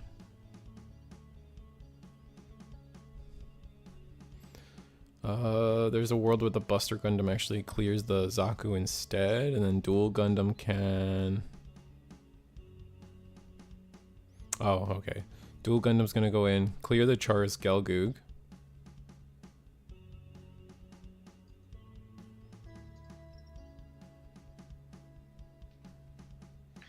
Rest 1 for a Jin. Buster You Gundam got into... destroyed on Sunday, Levi. Sundam had a really good turnout this last Sunday. It was what, like 20 plus people? Like, y'all are growing there too, and I love to see it. Sorry, I kind of interrupted your line of thought there. I was like, I gotta respond this before I forget. No, yeah, you're good. You're good. Sundam had a really big turnout, and I love seeing that. Oh, did they? Oh, that's so exciting. Mm-hmm. I think it was 20 plus players, which is their like largest, I think, so far. Don't quote me if I'm wrong, Shep. I want to say it's their largest turnout they've had so far. Yeah, Becker went to bed, so you can't get that confirmation. Becker being, you've seen them in the chat a little bit. Becker is the host of that tournament, I believe. Yeah, 22 players. Nice. I just pulled it up. Yep, and they have their next event, 64-player cap. They have 4 players signed up so far. So, excited to see how they end up growing as a event host also. Alright, so we got 2 cards in hand for our red-green, or blue-green rush, 1-year war, as everyone likes to call it.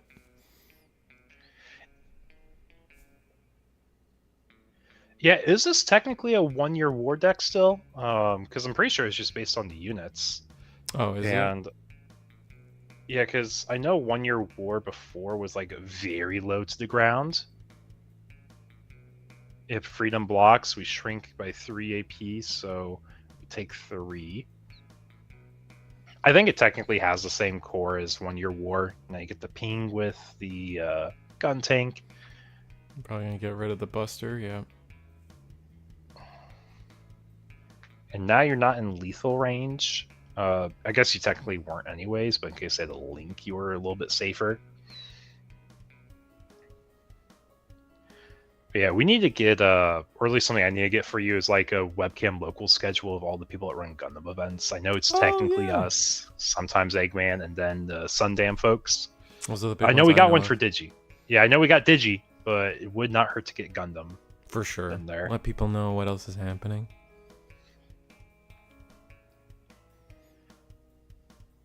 Yeah, so it looks like Gin's going in, breaking Fommel. We have 1 card in hand, so we can't have a link. It's a Buster.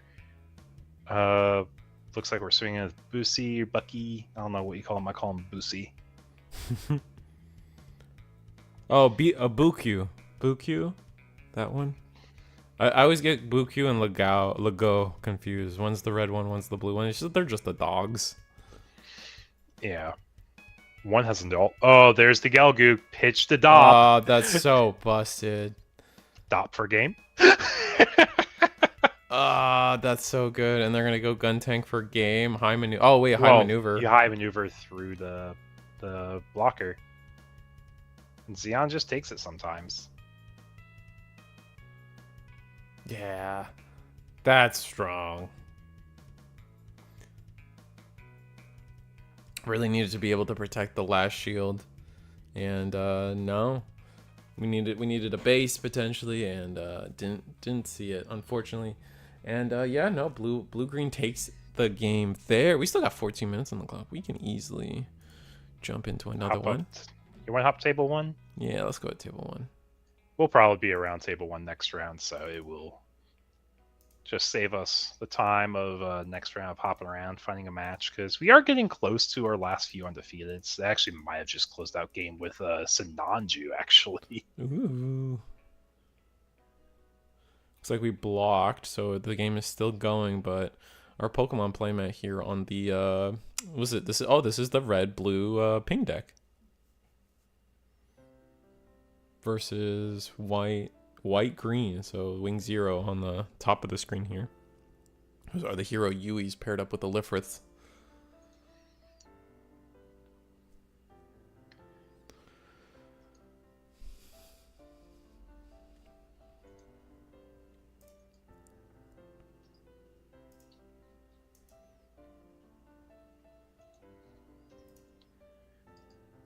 But all right, we got the Kashtira paired with an Amuro Ray, rest of blocker. Gonna block with Lifrith. Lifrith does that is enough to remove the Lifrith, I believe, and deal 4 damage to the Kashtira.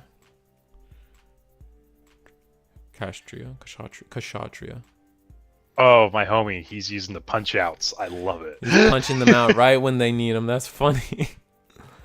Has he not had to? Yeah. Have they not have to deal with 4 damage yet? This is the first time they're dealing with 4 damage. That's funny. It's like I put the damage on them. Why should I? I just go face. They trade over my guys, or my guys don't exist. That's so funny.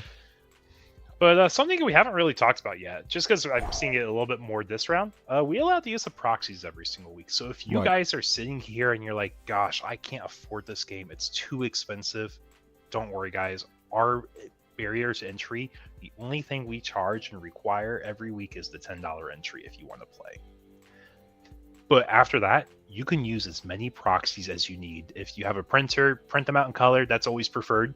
But if you don't have the need to print out so many and you just want to hand draw like 1 or 2 proxies, it's totally fine. But you do have to put all the required levels, costs, stats, text as needed type of thing.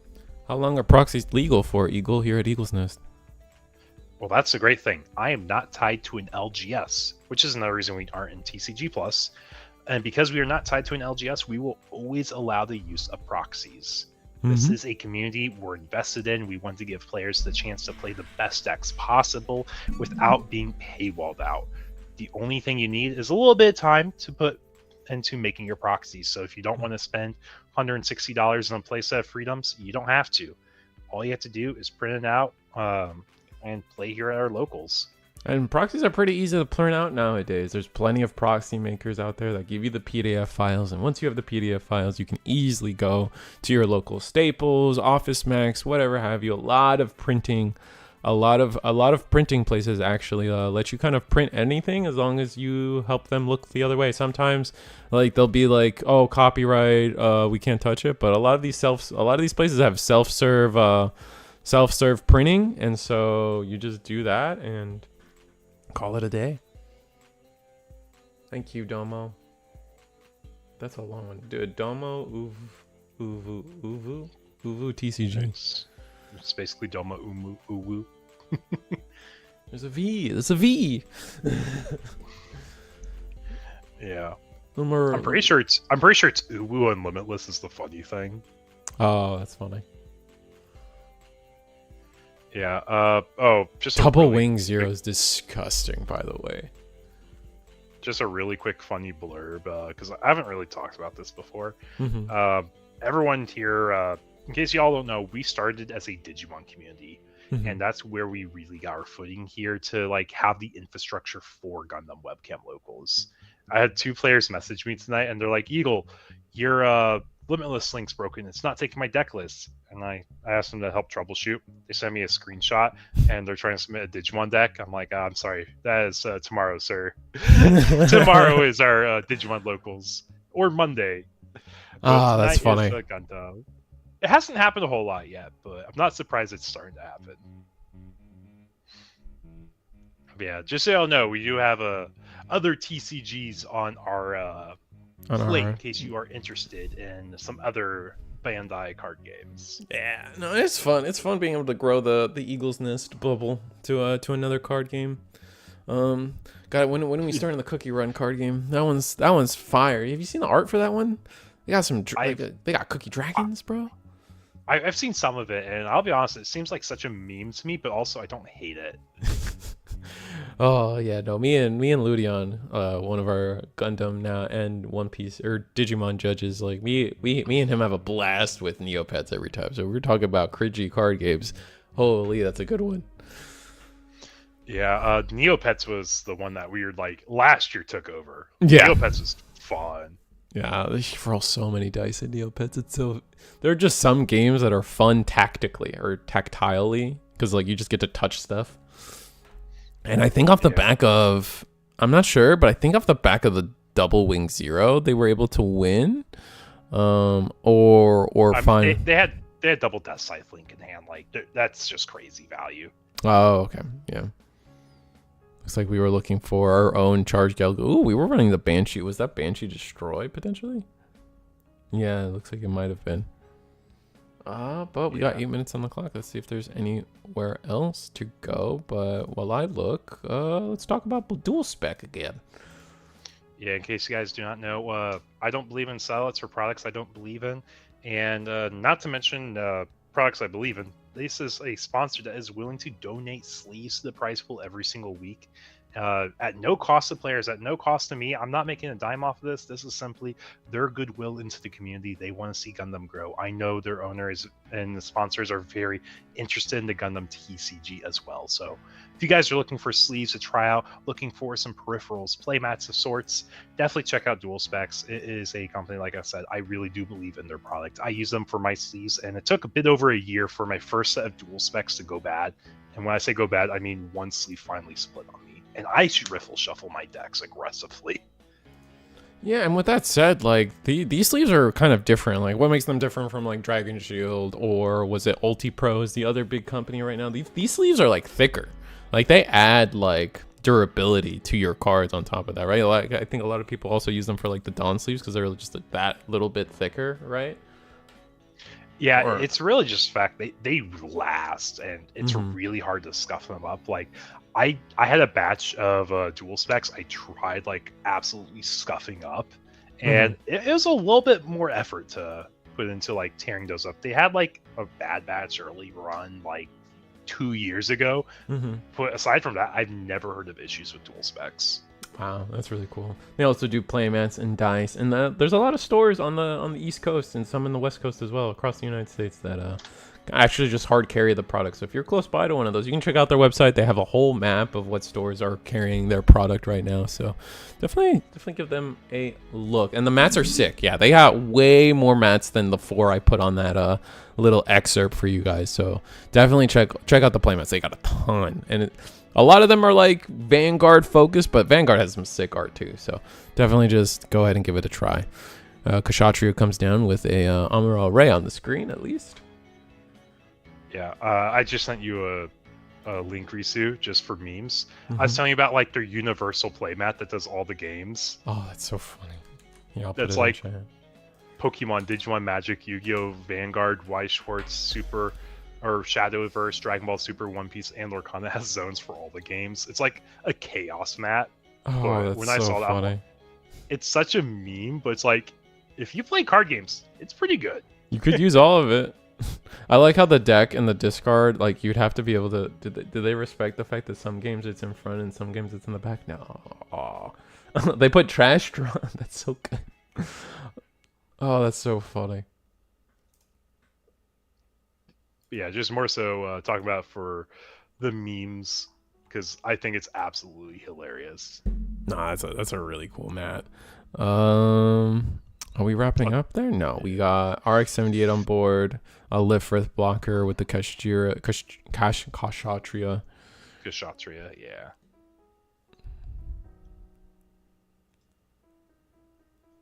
And we got to decide where we're going. It looks like we're going to rest the Fommel. No, not the Fommel. The Velitus.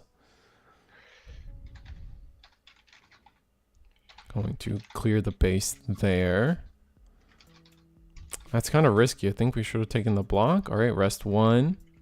That's going to do 1 damage to the Lifrith. Oh, no, the RX-78. That's interesting.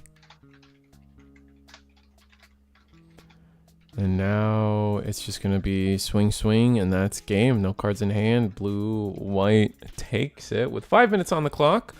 I'll go through a couple more slides. Of course, we were talking about Dual Spec, our tournament's first sponsor. And like, once again, no, just providing extra card or extra stuff for our winners. It's really what we have them on board for. We're not making a buck off them. We like their sleeves. Eagles worked with them plenty of times before, and just having more stuff for our players, like we said, players first. Giving more stuff for our players is just going to make the tournament more appealing to everybody. Here's a triple win a box tournament next next Tuesday for Eggman, so check them out. It's already sold out, 64 player cap. Check out the stream, eggmanevents.com, sponsored by EXP Shared Collectibles. I will say that going off the back of the previous Eggman event, there's definitely a big shot of joining via the waitlist. Last week we actually had 20 slots. Often Eggman advertises 5 to 10 waitlist spots open up depending, but last time we had like closer to 20 and we were able to fill them all. So if you guys are potentially looking to get into another triple win a box, another tournament, eggmanevents.com, it's great. Great guy. There's nothing else I can say other than that. They're actually looking at trying to open it up to 128 players for the next time, so definitely follow them. Again, that's next Tuesday. Check out the stream, or if you're trying to get onto the wait list, I would give it a serious try, because last time a lot of people were able to get in due to the wait list. And then the last thing is become a channel member. It just helps me do the things. We recently got swiped with my car, so now I'm gonna have to fix my car, and that's just not a fun time. So yeah, other than that, I think it's break time. I think we can take a few minutes, take a break. We got 3 minutes on the clock before the round ends, but it looks like all our tables are almost close to done. wrapping up. Yeah. So expect round 4. We're going into round 4. So yeah, we'll be back. We'll be back soon.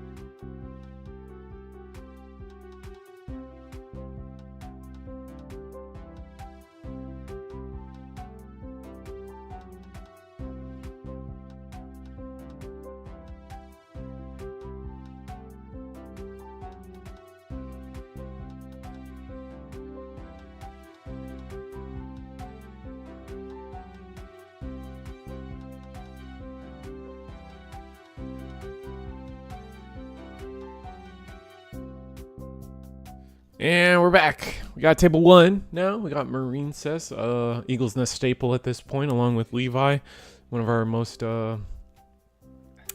what's a perfect attendance, something like that. Yeah, they've played quite a bit for quite a while. Yeah.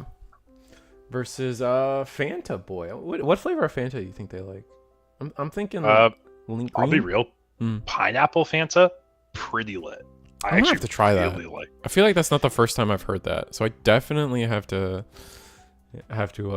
try that. My big thing. I don't know if anyone else has their thing. Like you guys know what I'm talking about when I talk about the super Coca-Cola machines where you get to like mix like 10 billion flavors. The syrups with whatever. Yeah, I know what you're talking about. My favorite thing is mellow yellow with peach. That is my favorite combination right now. So if you guys want a recommendation, try that one. But I do got to try pineapple Fanta. I feel like a lot of people recommend it. Yeah, pineapple Fanta like slaps. Like it's great. It's not like people are like pineapple and pizza, gross. But pineapple Fanta, like I'm pretty sure people get behind. It's like it's a soda. It's meant to be sweet, but like you get a little bit of like sour tang. It's like that's a good flavor combo. And it's like Fanta orange, greater than the rest of Fanta. That's fair. That's fair. I'm a pineapple on pizza guy. I'm sorry, I've committed that crime. For whatever reason, I love it, man. Maybe it's a Latin thing, but just something about it is just too good for me. I mean, it's the flavor contrast that's so good. Like, I get it if you don't like the texture of pineapple, sure. Like, I know there's a lot of people who are texture people. Oh, 100%. But like, I think the flavor is great. Yeah, no, I agree. I like pineapple Club on pizza Orange for me. Yeah. Club Orange is better than Fanta. What's Club Orange? I actually don't know what that is. Is that a regional soda in like Europe? Is it? It might be. Or it could be like Sam's Club. Is that what we're talking about? Like store brand? Like a generic one? Maybe. I have no idea. You tell me, ACW. Marine says here on the on actually not doing the split playmat this time, just on the pure Yu-Gi-Oh playmat. Typically plays blue-white, so we'll see if they're still on that. And our top player here on a white variant. We'll see if the Discord tells us what the second card is, or second color. Oh, it's a UK orange soda. Has real orange bits. Oh, that's so cool. You know, that's one thing that's actually like I wish we had more of is like, what do you call it? Like more authentic soda here in the States? Because like it's so what do you call it? Like additive heavy. Yeah, that's true. That's like everything here in the States, unfortunately. Like our bread isn't bread. That's why you can have it last like a month in your cabinet and still be fine. Yeah. Artificial, yeah. You guys get it. Yeah, also for everyone here in the chat, first of all, welcome. We're in the middle of round 4 of WEBCAM locals. So if you guys haven't been here before, we're playing until there's 1 undefeated, which could be 5 or 6 rounds. But in our final round tonight, we are raffling away a foil dual Gundam resource. I have it aside here at my desk, and I will ship out to whoever the winner is. So make sure you guys are staying around for those finals. Yep. I will drop a keyword in chat for y'all to type in to be entered into that raffle. And that's again for the final. So it's either next. We'll let you guys know. We'll give you plenty of notice, but it's either going to be round 5 or 4, depending on, or round 5 or 6, depending on the down pair. Let's see. Yeah, because right now we have 6 undefeateds. Also, by the way, Marine Cess is having the resources I was telling you about, whereas like the pilots with their mechs, every single one's a unique one, like a chaos rarity. Oh, that's so cool. That's why I want so badly. But yeah, we have 6 undefeateds right now. After this round, we will have 3, and that 3 can turn to either a 2 or a 1. Unless there's like a DGL, I think is the only thing that happens. For anyone who doesn't know, I don't think we've had to issue a single DGL. Like I know for a fact there's been 0 DGLs, 0 double game losses over all of Gen Con. Oh, that's good. So that never happened. That did not happen at Eggman's event. That has not happened in any of my WEBCAM locals since that's been announced. It's like, yeah, it sucks if it gets there, but I don't think I've seen anyone have to issue it yet. I mean, if we want to be technical with it, it wasn't a double game loss, but I think in one Eagle's Nest, we did have a round go all the way to was our third tiebreaker, right? I think we did have one. It happened once where we had someone go to our what we had established as our before we knew double game losses were a thing. We were going off the One Piece rules. I think we had one table go to characters on board or units on board in this case. If you think about how many events we have ran and how large these events are with how many matches we have, that's pretty good. I think so as well, yeah. And I think now that I think it's also like it's happened once before we knew about double game losses, but now it's like because the double game loss is on people's minds, I feel like people are more inclined to speed it up, play in a different way, play for tie, or play for the tiebreaker rules, right?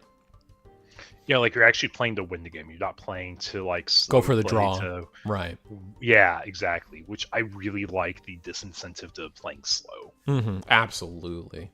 It does feel icky. Like I know a lot of people's. I think the first thought people have is like, "Oh, what if my opponent is just an a-hole and like goes for the double game loss because they don't care. They just want to see me fail." And it's like it's a lot harder to do than you think it is. Like, and on top of that, like it hurts their tiebreakers even more too. Like it hurts your breakers and their breakers. Yeah, exactly. But yeah, we're swinging with the bird mode with Akira, which means we have 4 attack and we shrink 2 and probably that blocker, if I had to guess. Yeah, unless we're going into the RX-78, which I don't see us doing. Oh no, we were potentially going into the RX-78. Interesting. Okay, checks out. Trying to slow the board down because we do have endgame, I guess, is the idea. Yeah, for all 93 of you joining us here in chat, though, welcome. I think we're getting close to a stream concurrent watcher count high for Gundam, which is exciting. Yeah, and to confirm, I think 98 was the last record we had. That's the highest record or viewer count we had for a Gundam stream so far. What's up, Justin? Oh. I'm sorry, what was that? 98 was our record, I think, or at least that's what we had last week. So last week, we're at 96 now. We're at 96 now. Wow. But yeah, we said before though, during our final round, we will be raffling away a foil dual Gundam resource. My judge just messaged me. He's like, "Hey, Eagle, I'm doing the math right now. It's possible that we end a round early, but we will only know during round 5, aka next round." Yeah, because the down pair will be playing during round 5 as we watch a potential finals or the finals. So I think we'll probably start next round. Okay, we can either do that or just do it at the end of round 5. Either way, just yeah, I say we just start it in the middle of round 5, and then we'll pull it in round 6. But you have to be here in chat for it. Absolutely. Just so y'all know, like you have to be here in chat. We'll pull it as soon as we see the final results. It'll be one of the second to last things we'll do on the stream because we'll always do a round of sellouts. We'll talk about things coming up here in the Gundam community. We'll talk about our events. We'll talk about our sponsors and all that. And other content creators, I always try pushing as well. Yep. Whenever they pop into chat, I try to make sure to tell people to click on their icon, man. Yeah, but also, if you haven't seen, 105 people watching right now. Wow. All right. We have broken the chat. Yeah, we broke it, chat. We broke it. That was quick. Oh, good hustle. Good hustle, everyone. But the RX-78, I mean, Blue White has cleared the board now. RX-70 goes in. This RX-78 is going to be a problem for, like, the rest of the game. I don't think we have a good way of clearing this, and it's going to continuously repair. That's intense. But we are sitting behind 5 shields, so we're probably fine. More popular than Bandai anticipated. Yeah, Gundam or Bandai usually plays it safe with their newer card games in terms of like how popular they're going to be. They'd rather guarantee sell out of whatever they're making and then turn around and then like make more later once they've made the guaranteed launch product. What's up, Taidana? Looks like she didn't pay the 1 resources for overflowing affection. Oh, is that true? Here, let me check real quick. Hey, real quickly, did we pay the 1 for the OA there? Yeah. I might be behind with chat. They said there's an OA played and we didn't pay for. Might be. Maybe they did. I don't know. It was on multiple sections here. Look at trash.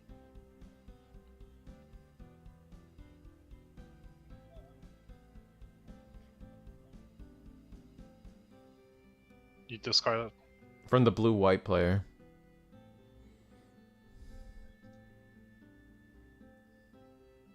What's up, Ace Pilot Blitz? How you doing? Trying to fix some board states. She has 5 resources and 1 EX. Not gonna lie, I wasn't paying attention. Yeah, I wasn't paying attention for the moment too. We can rewind a little bit. If one of the owners of my LGS was theorizing it was also an international marketing strategy to make people more rabid for the product. It's hard to say. It's like, it's one of those things where like you can see it from multiple angles, right? And like it could be an international marketing thing, but that feels like way too intense than like, you know, it's one of those things where it's sometimes in the real world, I don't want to talk that way, but in the real world sometimes things are just simpler than that. You know what I mean? Like, So here's one thing we gotta talk about. Go ahead. For like product. Like if you can print more product to make more money, you're not going to turn that down. But if you don't have a way to project how much you can actually be selling, and you overprint, you have way more downsides than upsides. Like, okay, overprint product and it sits on shelves. And if it sits on shelves, it makes LGSs not happy about the product because it's not selling out. And if it's not selling out, they're not going to support you in the next set, which is like really hard to like push on the stores because you want product to be selling at adequate amounts. Right. But when player demand spikes higher, when the release is coming up, than when you had to place the orders, that's also really hard to account for. Right. Everyone here in Gundam, you don't maybe like understand the scenario for like what's happening in Digimon right now. It always happens in cycles. There's always hype for certain sets. Even when the game came out, it's always hard to get the first set demand down. But cycle and demand goes up and down in Digimon, and when that happens, and I have products sitting on my shelves from those webcam events and locals, it really hurts me as like a webcam host because I try to be very high value for players. But if players aren't interested in the set, attendance goes down. If attendance goes down, so I'm sitting on more product. I had to sell almost 2 cases of 2 cases worth of product in one of the most recent sets at $50 a box, where I take a $20 loss per box. Yeah, that stung pretty bad. That was rough. Yeah. But like, it's hard because you're thinking about, I'm scaling this as like a webcam local where I get 10 cases. Now scale this up to where you have millions of dollars being printed. Okay, right. How many millions are you willing to risk for like some sets? It's not just EX9 crappy. It's not just EX9. It's kind of similar to BT22. People packed out for the case tourney, but it's been very cash heavy lately. Yeah. And BT22 is not a bad set. It's just not a hyped set anymore like it was originally. But that aside, like, back to the game. It's always hard to know exactly how much without having like the demand the day of. Absolutely. And you can't do that for printing. And I think we're also seeing with Riftbound too. Like people were supposed to put in their orders for Riftbound like months ago for pre-orders, and now suddenly everyone's like, "Oh, Riftbound, I'm excited!" And it's just like, "Oh, well, it's too late. Wish you kind of had the hype earlier for it." But I think that's just an issue with card games in general, like the printing time and all the other. It's the world is the world. You guys get it. Yeah.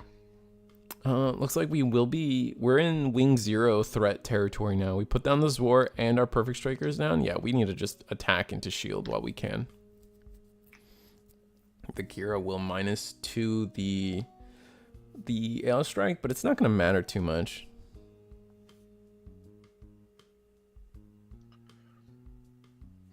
I wanted to buy EX9 22, but with Gundam coming out, I had to go with singles. Yeah, there's a lot of card games coming out. Like, I mean, I feel like there's not a lot of crossover, but like, I wasn't memeing. There was a Cookie Run card game that came out. There's Gundam that has come out, and then there was another Grand Archive set. There was another Pokemon set. There was a Godzilla card game that just came out.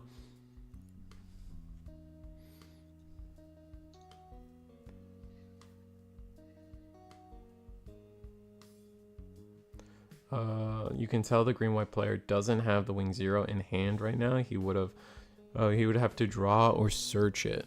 Yeah, that's fair. I mean, also, it just would have been super high value if we did have it. But also, nice to see you, Taidan. Nice to see you in chat, Henry. We appreciate having you here, even though you're not playing. It's always nice to watch. It's always nice to watch, have the community here together. We're talking, if you guys are here in the middle of next round, we will start doing entries for a raffle for a free foil dual Gundam resource. So if you guys are interested here in chat, make sure you are here for that and our finals. We're going to get the wing Gundam breach through. Smart to block with the Zwart, for sure. I think if we're wing Gundam, we probably attack with the L strike into their perfect strike. And then if they block with Lifrith, great. If they don't, well, one more body off the board.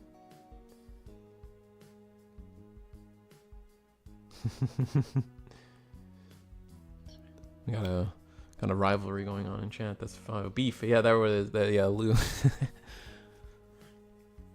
Yeah, I was going to say, I know Taidan's done very well in webcam locals, so a lot of people want another chance to take Taidana down one of these days. Yeah, for you, Radar, it was a momentous occasion. For him, it was. For Taidana, it was Tuesday.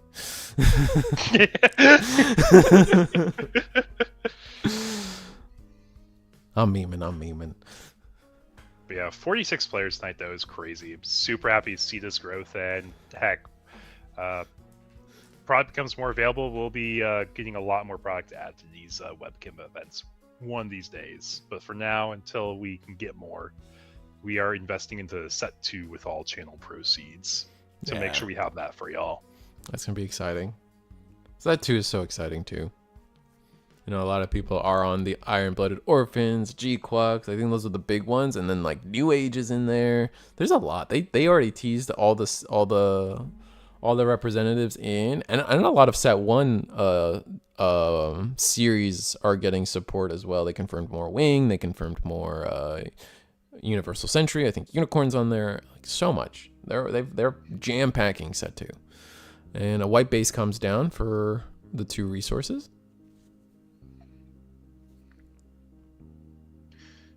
Yeah,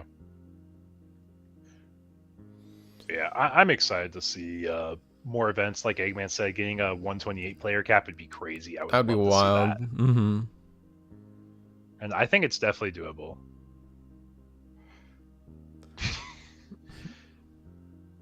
You think it looks over for green white? Like Marinesus has been pressuring, but they do have a lot of damage taken.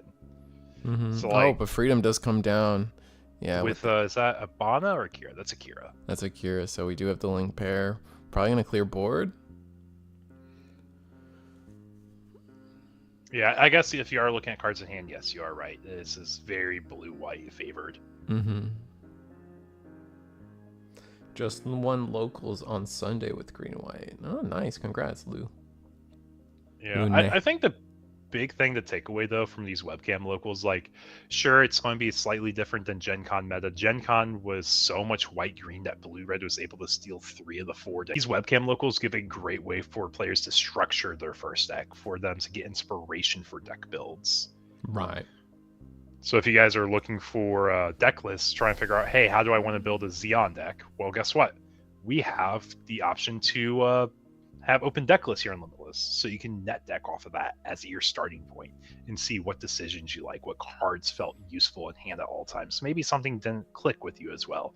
Maybe you even want to emphasize a different color package, but you liked the ratio of all the green units for a Xeon deck. Right. No, I do love that about Limitless. It's so good to be able to just point everybody. If people are looking for a particular deck list, you can just see the entire tournament spread. Although, for the more competitive-minded out there, we do also respect deck secrecy at times. If there's a big event coming up that weekend, we will... Yeah, like a regional. Mm-hmm. Yeah. We will not release the deck list in favor of that player secrecy leading up to a big event. So we try to accommodate everybody here. And like we said, players first. So if the players want their deck list hidden, we do hide those deck lists instead. Yeah, and that's really just like a 1 week stint. Like, hey, if you want to get a bunch of practice in, but you have like your one webcam local, we'll hide it for 1 week. We do that for Digimon. Like if there's a big regional coming up, we'll hide it for 1 week, and then it does get published.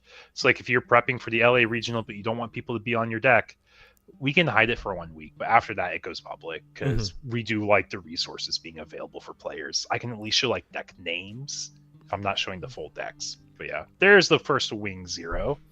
On a pretty weak board, though. This is a pretty weak Wing Zero, unfortunately. We are going to be able to just high maneuver, but it's not looking good. I mean, it's going to be turning sideways every turn. I'm pretty sure you have to. Unless you have like a way to bait out the... Well, you can't even bait out a block. You're just swinging, hoping they trade into you, and then you play like a wing with a hero. Yeah.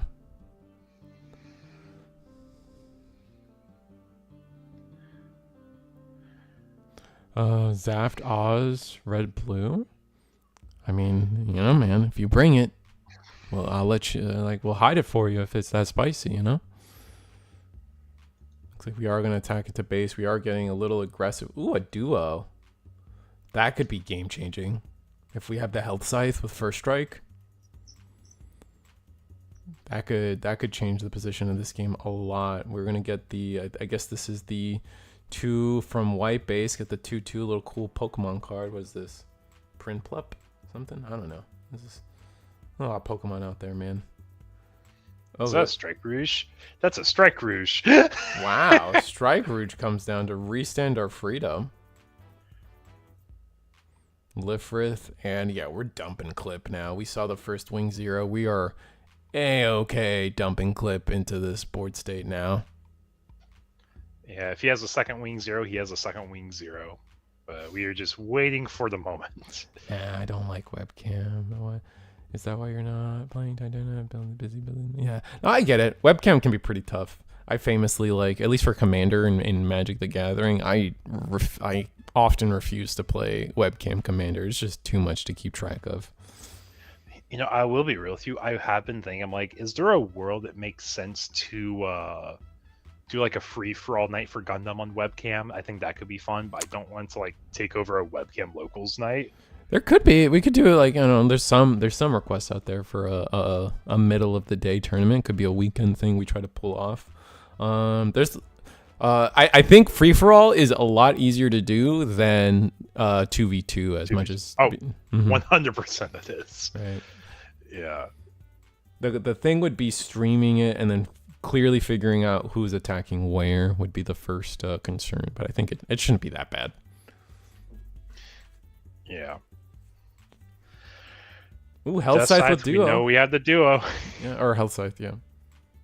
Or Death Scythe. It's Death Scythe. Ah. Oh, we just attacked though. No trading. So we're playing the race, but do we just pass on that? Oh no. Yeah, that just means we are dead on board. Unfortunately, hoping for a base. Show a result.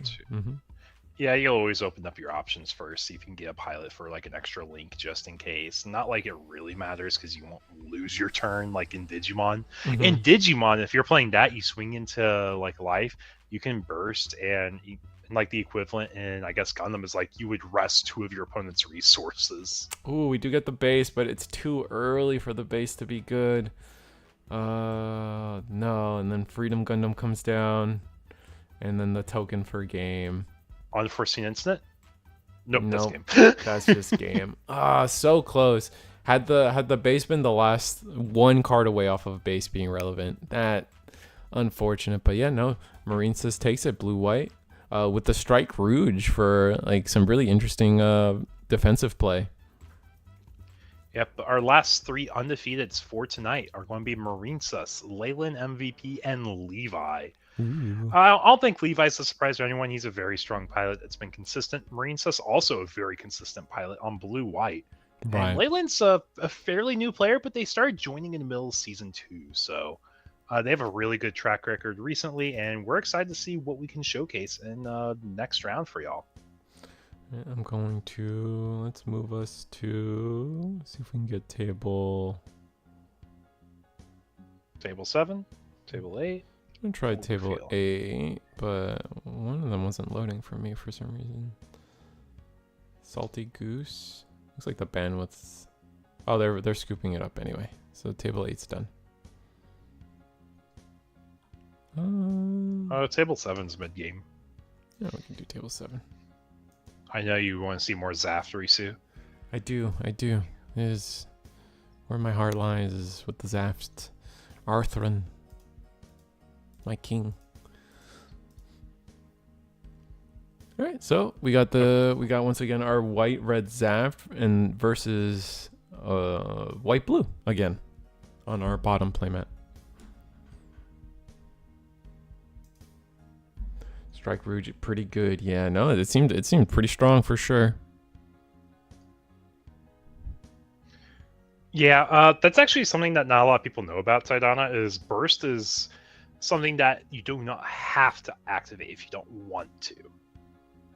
Burst is optional. So if you have a base, you don't have to burst it. You can opt to not play the base and hope your last life is a base, which makes sense. I get your line of logic there. Right. That makes sense. This angle hurts. Yeah.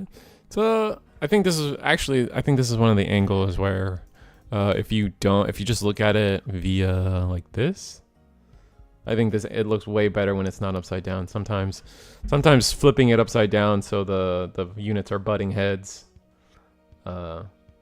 works, but other times I think if you just look at it this way, it doesn't hurt the head as much. The bandwidth is kind of low though, but it is just a nail strike with a perfect strike.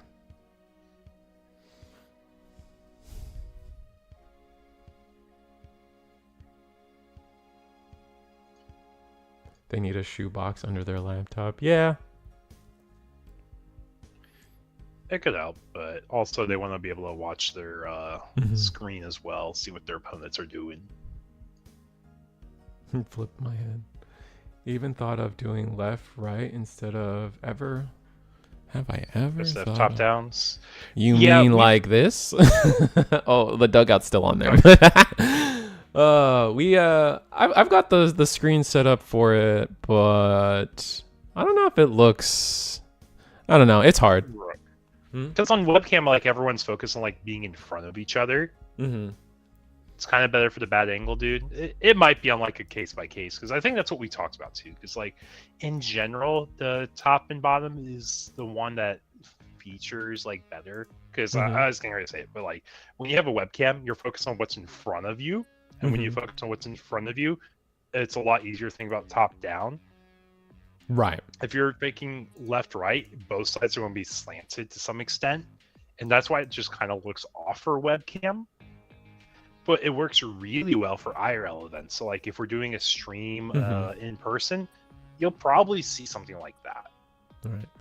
I've cleaned up this version a little bit if you guys wanna vote on which one's better, but we can play this. We can play it with this one real quick like this, side to side. I don't know. You guys tell me what looks better. Yeah, throw a poll for chat. Oh, true. Players. Right. Do you like side by side or top on bottom? What is this called? Webcam angle. We're gonna put angel because I like being dyslexic. And then left, right. Right. Top, bottom. Levi has the real tech. You gotta do both. Oh, just like multi-stream. All right, if you want left, right, that's gonna be on Twitch. If you want top, bottom, that's gonna be on YouTube. Diagonal though, that's chaos. I don't know about that. You know, I really struggled for the longest time with like, why do you want so many unique dawns in One Piece? And I realized it's the whole Straw Hat crew. I'm like, okay, I see that a little bit more, but I don't like the idea of it mismatching. But for Gundam, for whatever reason, I'm like, dude, pilots with their mechs, that looks so much cleaner. Like, that sounds sick. Marine systems, I'm like, yeah, that's what I want. Close. We don't have enough cards to fulfill that though, right? That's the only problem. Not yet. I know Japan has a few others we don't have yet. Right. I wouldn't be surprised if there ends up being language exclusives at some point too, or like ones we get first that Japan doesn't, and then you could do it faster that way. But at this time, I don't think you can. It'd be close though.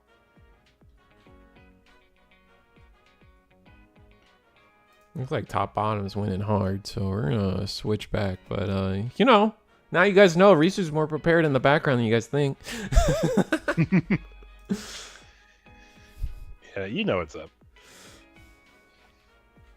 Yeah, it's just like we've tried it a few times before because we're like, man, we've been told to try it out, so we try it, and then we look at it and we're like, it's not quite what we were expecting it to be. Yeah, I mean, I like the fundamental reasons are like the webcams when they're left right, they're bigger, right? Like and you get to more of the screen is dedicated to gameplay, which is something I like. I do appreciate that and see that as a win. But with the variance of people's webcams, the top bottom ends up on average just being better. Is really what it is.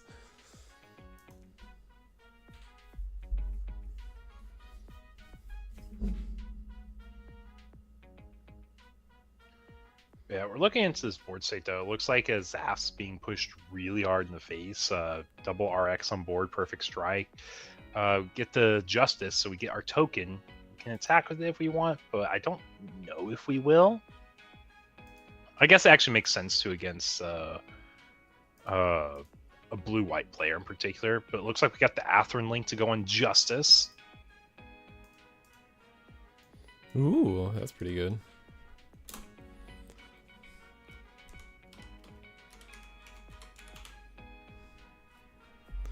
Let's see.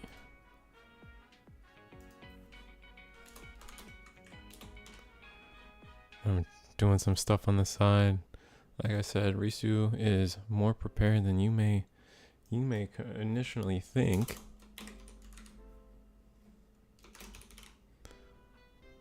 But yeah, to answer a chat question, I can get the names on screen. I do have that set up. It's just honestly that one's just me being lazy most of the time.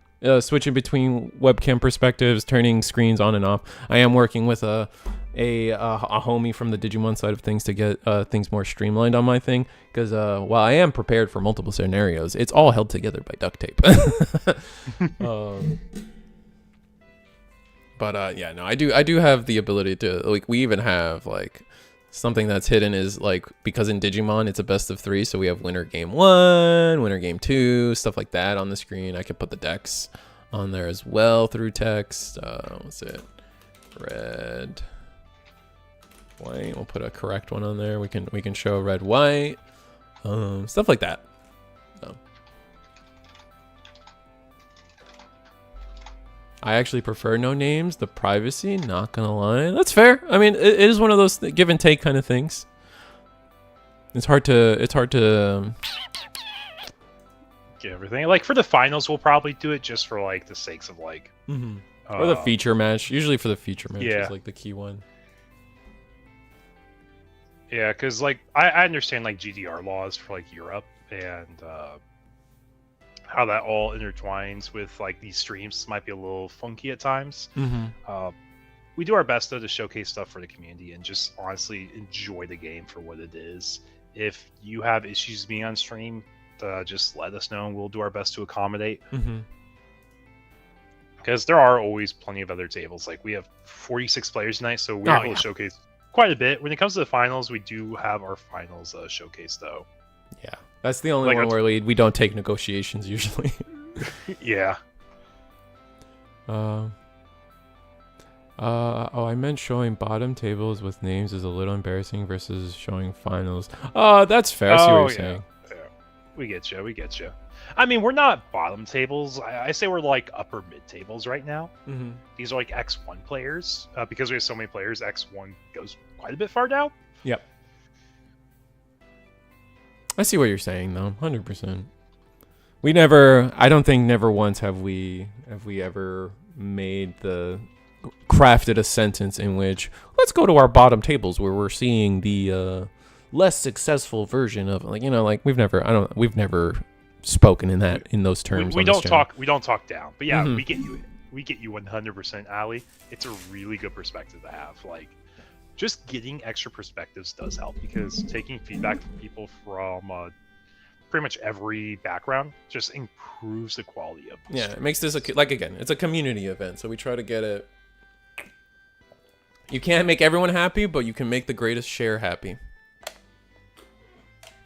Is how I like to look at it.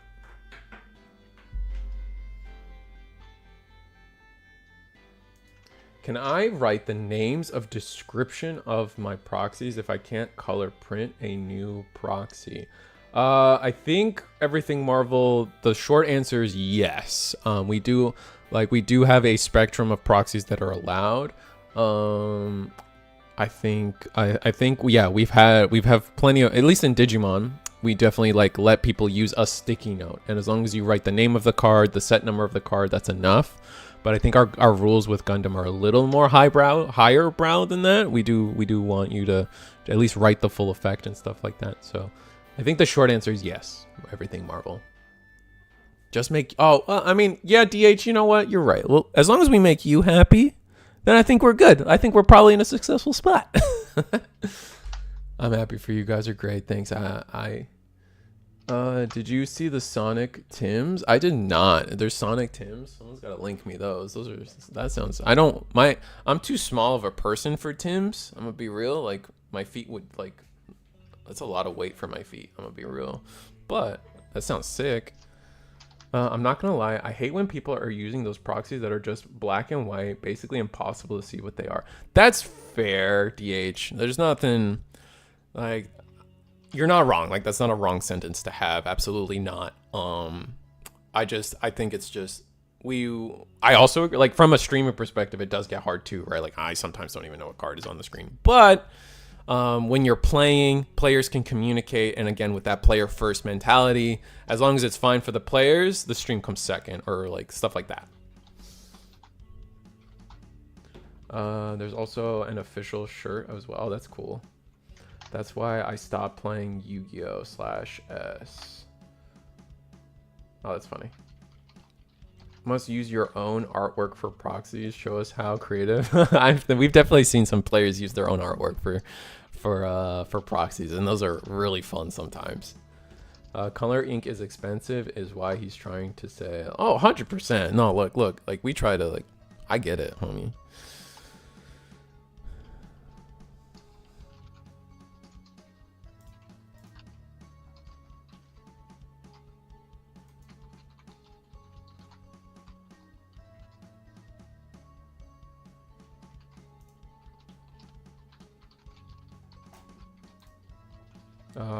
Yeah, but looks like we just got a couple people. Looks like we got, like, the shields are clear, and we're restanding our Lifrith. We got 3 shields to the Justice and the Token. It's gonna be. I don't think our Zaf players got much more they can do here. Might be losing some bandwidth though. No, we're good. Yeah, we're just top decking in. I don't think a single card's gonna be enough for us unless it's a. No, yeah, blue white's got this. 5 bodies on board. It's just gonna be way too much. The Lifrith can block any attack into our base. The Token with the pilot is gonna be able to attack into the base, but it's not gonna be enough. I don't think no one card saves us from this situation. Gonna clear another blocker with that play, and yeah, we just pass and send it sideways, swing, and that's it. Fist bump for game. And I think that's time in round 2. So let me go ahead and go to our sellout section. As always, become a channel member. Helps me pay for things that I need to get paid for. Like, it just helps me do the streams and helps everybody get this off the ground and into a successful, sustainable spot. So becoming a channel member, it's only $2. You get some cool icon or some cool emotes. We're working on more emotes for the future, but for now, it is just the 3 you see on the screen. There's some fun ones. I am so fond of that little squirrel. It's just like little beady eyes, Alien Hamid, like Invader Zim style artwork. It's just amazing. That being said, Eggman Events next Tuesday is hosting a triple win a box, so check out the stream or join the wait list. Like I said, if you guys are just missed the signups for his event, then there's definitely going to be wait lists opening up 30 minutes before the launch of the event. So just keep your eyes on that. And there's a good chance you get in. Last week, they had 20 players get in through the wait list, and it was still a capped out event. So definitely very exciting, definitely worth trying for. And then finally, our first channel our first tournament sponsor here at the Eagles Nest, DualSpec, has worked with Eagle quite a few times in their competitive past through Pokemon and other things. And they have really durable, great sleeves. You can go on their website, DualSpec, just Google it. It's great. They got dice. They got in-store vendors as well. They got a whole map for that, so you can check out local card shops for that. They got some in Florida, Texas. You see mostly the East Coast to the Midwest, but they do have some exploratory in the as you go west. Wonderful playmats as well. I linked one of those. And yeah, no, we will. Like I said, it says it on the screen. This sponsorship is zero monetary transaction. They are just simply adding to our prize pool. Players will be getting sleeves. Our topping players, if you guys are in the North American region, again, we can't support some giveaways for other regions, but if you're in the NA region, we will be giving away sleeves to the winning player. Just adding to the prize pool, making these tournaments more worth it for our players is kinda sick. And our round 5 has been paired, so I'm gonna go ahead and take a look at that. 1 secundo. Let's see. But anyway, DualSpec is sick. Their stuff is sick. The dice is sick. Playmats are sick. I don't know. I got realistically nothing else to say about that.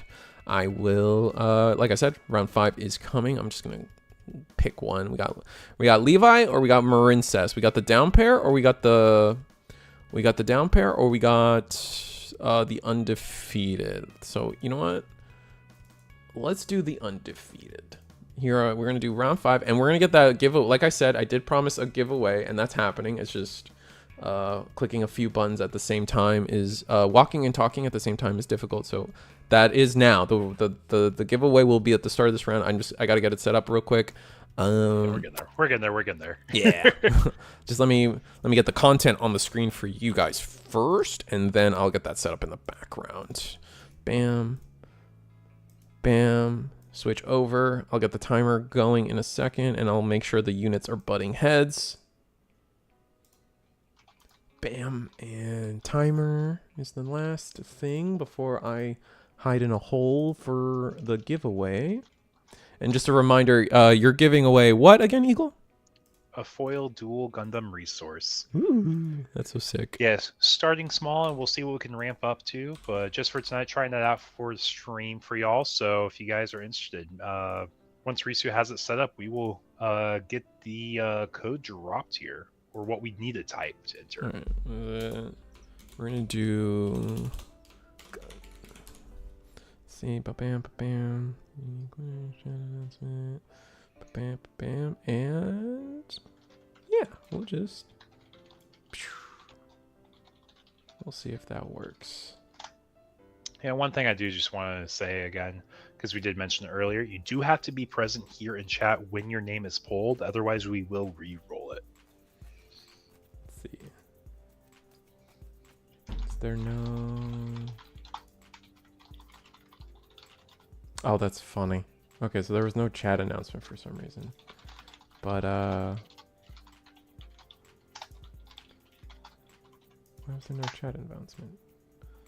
Don't go. Go. Do the chat announcement. No? Alright, so anyway, the keyword is Gundam. Type in Gundam and you will get yourself in. And what's that? Is that just the word Gundam? Just the word Gundam. Just the word Gundam. All caps? Any lowercase? I think it can pick up. I think it just picks up a Gundam in general. Okay, cool. Yeah, look, there you go. You guys are getting it. As I want to say, I know Risu can check on his side for how many people are entered, but I imagine y'all are getting in pretty quickly. Yeah, type Gundam, pinned a message. There you go. So if you guys want to win a foil dual Gundam resource, I will ship it out to y'all free of charge.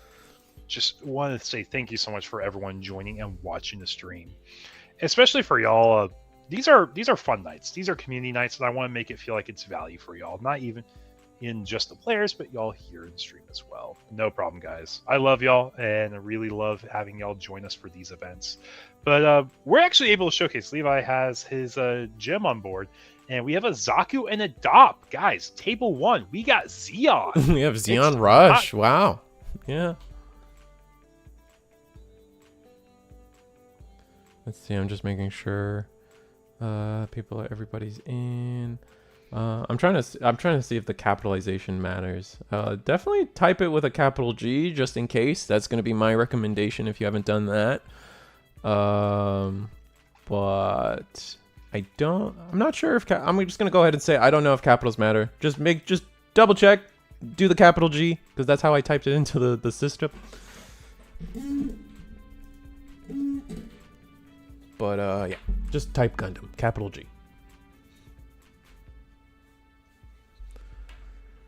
All right, so GM goes in. Going to trade into the Dop. It's kind of efficient since the GM does have 2 HP. No pilot for the Charzaku, but I think we're going to be okay. You definitely don't need the exclamation marks, Henry, but I appreciate the enthusiasm. We're gonna get a blue base down for gets a new Talgis token down. That's pretty intense. To make sure. All right, Derek. I don't know about that. That one might not work, Derek. All of us are Gundam.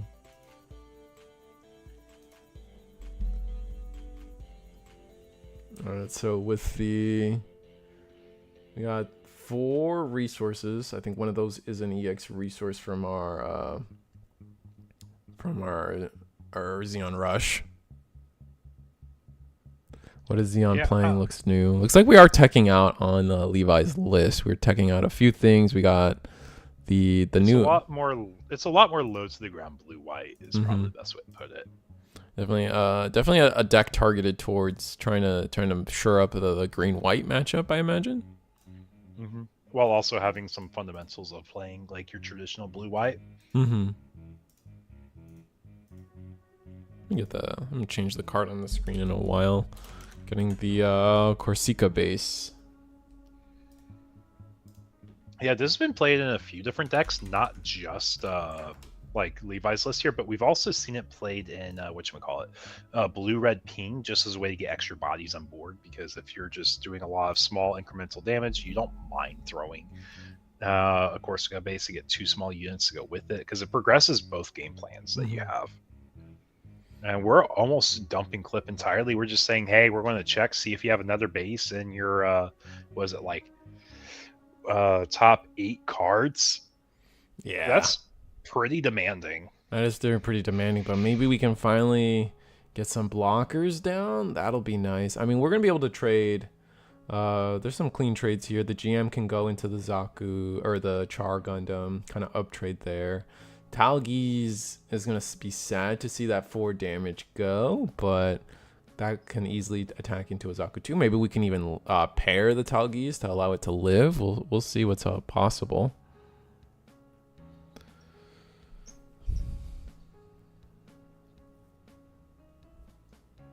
All right, resting 4. We got the unicorn down. With the Banagher, wow. Now, what's this unicorn do again? It just recycles the pilot, right? Yeah, on destroy, I think it has to be a link pair, on destroy, the pilot back to hand.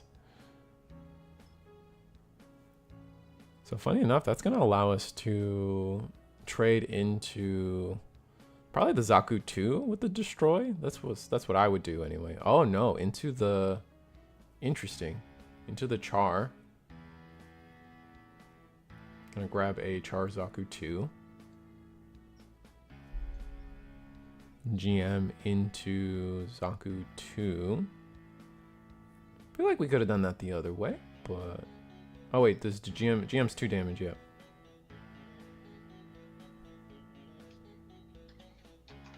And they have to discard. I don't think they have to discard off of the pairing for Banagher. It's the are we talking about the on destroy effect? Yeah, you have to discard if you pull the pilot back. Yeah. If that's what we're talking about. Yeah, which is what we're going to see here. All right, don't have another resources to link pair the destroy, unfortunately, but that's still okay.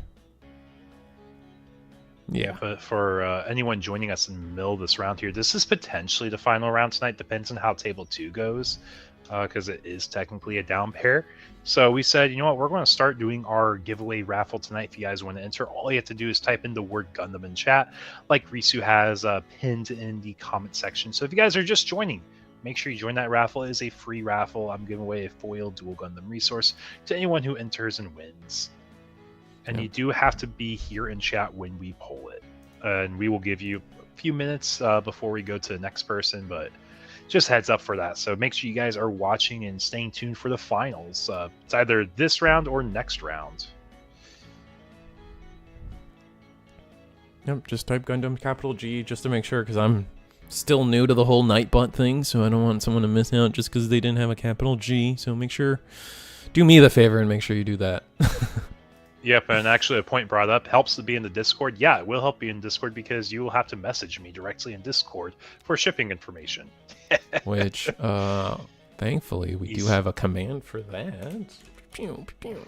Yeah, easiest way to find information for not just talking to me if you happen to win this raffle giveaway, but you can also join the Discord server and get all information for all upcoming events here in the Eagle's Nest Discord every single week. On Sunday, we have stuff go live. You guys also have leaks channels, news channels. They got updated with all the latest leaks and news for the Gundam card game. I often find myself using your Discord just for that, being able to see what the future of the Gundam TCG has in terms of stuff coming out. It's always exciting. And I guess another thing that's actually kind of unique to the server is I do have a channel called Gundam Market Trends. Oh, true. It is a channel that my friend made a bot for, and it's roughly every 2 days it runs a report on the TCG player prices of all the cards, and it keeps track on what the biggest increases and decreases are of the market. So if there's a card that spiked overnight that was a common, it works really well for Digimon. He can showcase that in 3 seconds because it shows you the top 5 cards that increase in value percentage-wise and the top 5 that increase dollar-wise. Just in case you guys are looking for market trends. It is a channel that I know a lot of people have used before, especially if you pick through your bulk for other games. All right, so we get the destroy mode down. Our destroy gets to attack this turn, but I mean, green blue is just rushing so hard. Oh, but we get the pair to bounce. That's huge. Going to attack. Is this going to be over the Charzaku 2? Oh, no, it's going to be over. Yeah, over one of the Charzaku 2s regardless. And then finally going to go ahead and clear the Zaku. Leave the board presence pretty strong. 2 cards in hand with 2 shields. Levi might have been able to crest the peak here. Maybe get defensive from here on out. Drop some Lifriths, drop some Zords. Not allow much to happen here. A Hyra maneuver can still be scary. We do have to make sure we at least maintain a shield for any potential high maneuvers coming down. Yeah, it's very important, like, where we're going to be pointing our swings at. Just because, like, yes, we will be generating extra bodies, but Perfect Strike can get through the token with no struggle at all. If we have a link in hand, we can get them down to 0. But I guess we will see what our aggro player is able to pull out from here. Mm-hmm. All right, so Push the face for sure. Finds a Rezel, no burst effect. Rest 3. RX-78. Oh, Amuro? Oof. It's a link. And that's going to be at face as well. That's tough. And now 2 cards in hand. They do have to start pushing face at some point. We have Dop, and this is probably going to be finding a pilot, if I had to guess. Oh, yeah. The quickest way to finding a link. So if it's not a pilot for a link, we put it to the bottom. If it's... we're debating. I'm curious if it's like we're missing one of the cards and we're hoping they start swinging face. I mean, that's got to be it. That's how I think of it. We really need a shield from Levi. I think that's the biggest thing, because high maneuver is going to be so scary. Maybe another Amuro could be the end of us. We'll just have to see. We are level 6 now. We got some good plays coming up. Maybe a freedom comes down. Maybe something nice. We'll see. This is all a clever ploy. Is that what you're talking about? This is all a clever ploy to get the people to join the Discord? 100% it's a ploy. I advertise it for a reason. Makes my life easier when you guys are just in the Discord. Yeah. But we do our best to do things for community, so I'm excited to see how this community really grows, because I think we have definitely outgrown the pace of what Digimon was doing. Our peak Digimon, we hit 48 players. We hit that like 2 or 3 times. Yep. Tonight, we've basically hit what that peak was in Digi, and if we continue upward momentum, we can pass it. It's very possible. They're very possible indeed. Would you possibly increase the cap for next Tuesday's tourney? We haven't hit our cap yet on Gundam. Our Gundam cap is actually 64 players. Is that correct? So here, let me clarify real quick. If you're talking about Eggman's triple win the box, that is something that's done through Eggman, and he's talking about doing bigger events in the future. Okay. But if you're talking about our webcam locals, our Wednesday night wars, or Wednesday night box tournaments, whatever you prefer calling it, we just have the cap arbitrarily at 64 for now, just because I've never had that run into be an issue. But also, it just kind of gives us like an expectation of how long to last for the night. If we consistently hit a full 64 player cap with a waitlist, then I can consider it. But realistically, I think I would expend to a second night first before expending to an extra round. I can. But TBD. TBD. Yeah, I think I misread the question. They were definitely asking probably about the Eggman event.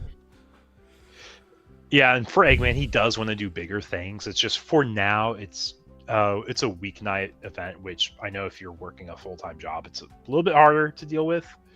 So,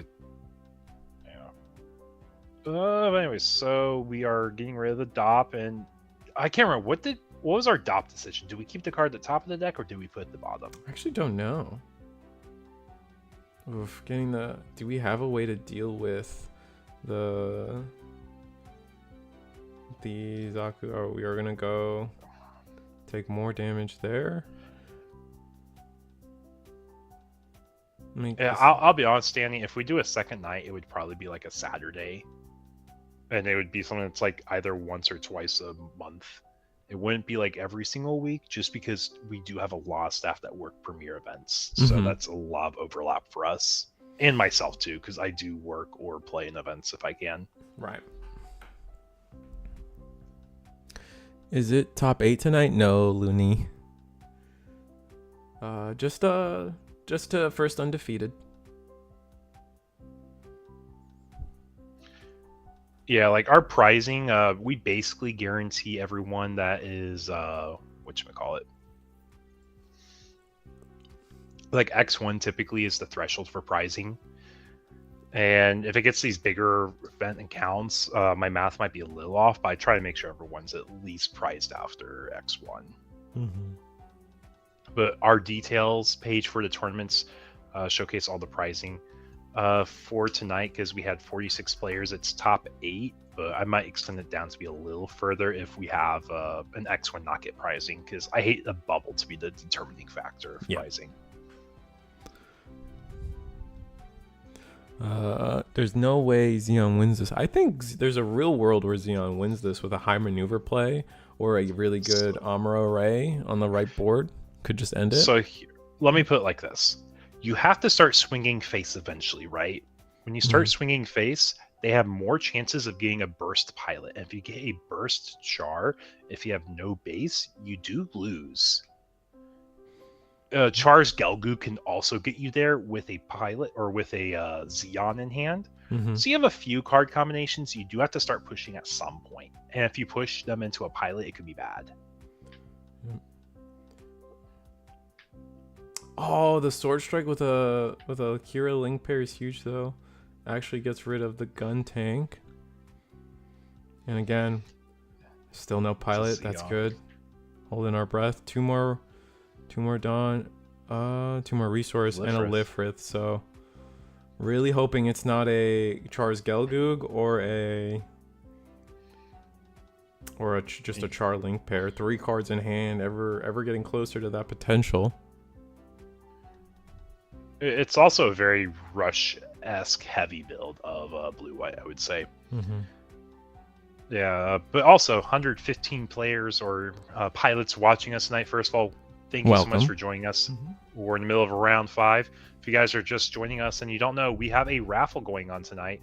All you have to do is type in the word Gundam with a capital G, and you get entered into a raffle for a free foil dual Gundam resource. So if you guys are interested in that raffle, just type in Gundam with a capital G, like Risu has pinned in the comments. You do have to be here for when the raffle is pulled. But that aside, it's a free raffle for anyone to enter, and this gun tank, it's getting value, man. It's been pinging damage every single turn. It's done 2 whole damage, man. Ooh, Chars. We got Charzaku 2, which can do a lot of replacing. But the Sword Strike clears the Chars Gelgoog pretty easily. It doesn't get rid of both Gelgoog and gun tank though. I think we have an Amuro in hand. I think that's what we have. I think that's our last card for the aggro player. That might be a good call. So, because I think any other card you would have dumped out by now, unless you're holding on to like a Char's Gelgoog, the vanilla, to link with either McQuave or Char. That's another world I see happening for why it's not being played out. What are we bouncing? We have to bounce something, right? It's a base. That's okay. Base is fine. Another card to hand though is kind of scary. If we have a Unicorn Destroy, we have game on board.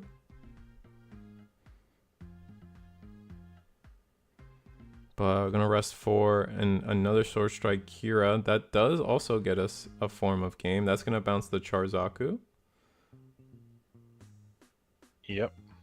Pretty good there. Sword Strike MVP for right now. You have faith in Blue-White? I think Blue-White's looking really good, but passing. That's risky. Super close. I mean, Amuro Link can get us there almost alone.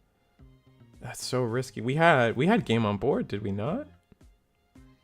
So we play our base, dig 1 deeper for our missing pilot, I imagine. I think we just drew the card that we needed. We've amped up our speed, and we are so excited. There's Gelgoog. There's the... Oh, we drew into the Char.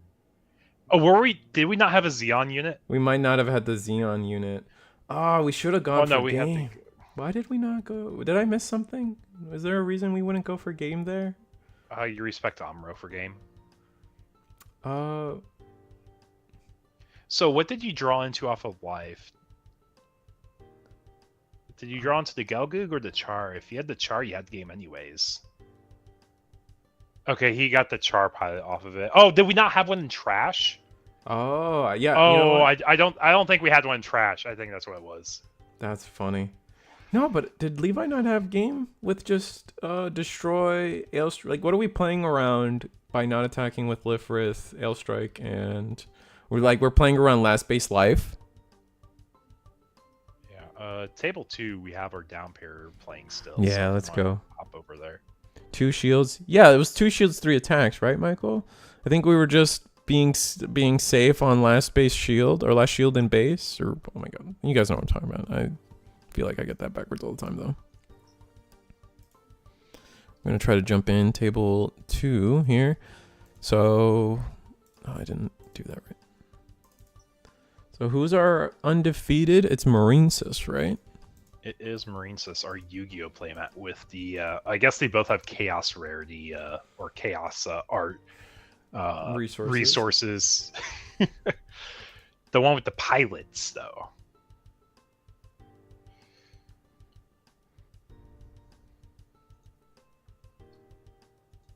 Playing around base and shield, yeah. I don't know. For me, I probably would have taken it just because like at that point the Xeon Rush deck has so many ways to win game that you might as well just turn them sideways. That's just my mindset, but Levi playing for a different out. If you swing and give him the Char, then it could have been rough.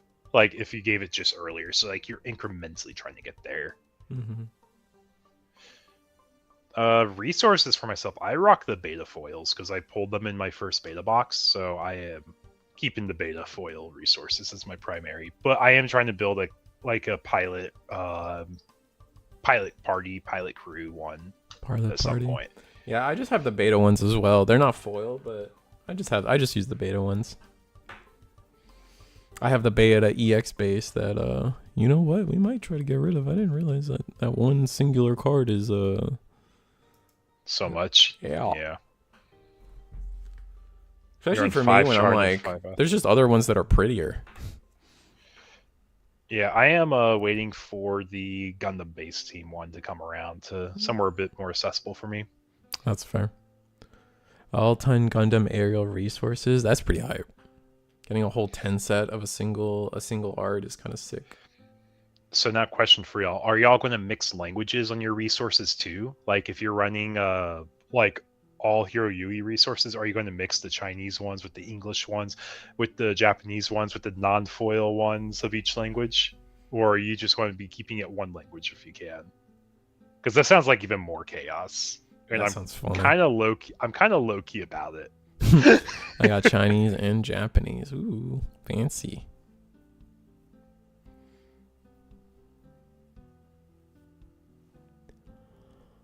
Why not, Lo? For me, like, I know you like if there's a world where I can get like all 10 of the all 10 of the Shuffle Alliance, like the new 5 and the old 5. You guys know G Gundam, you know what I'm talking about? All the Shuffle Alliance, that'd be sick. Like, that'd be hype.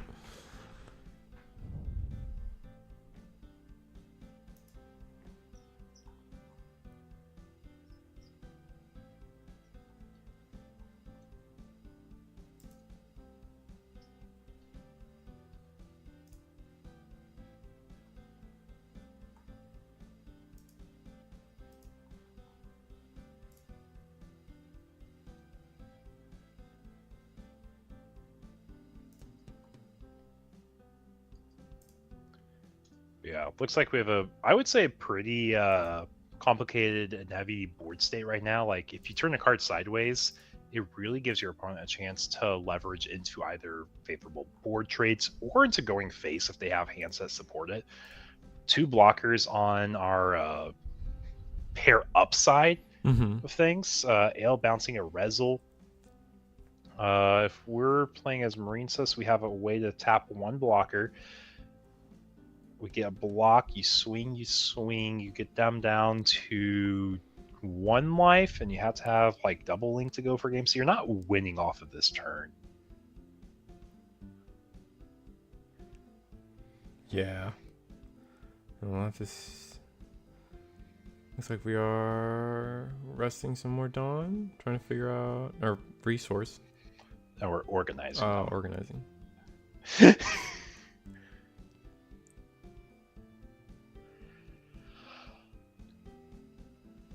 Alright. Hail Strike going in, committing to an attack.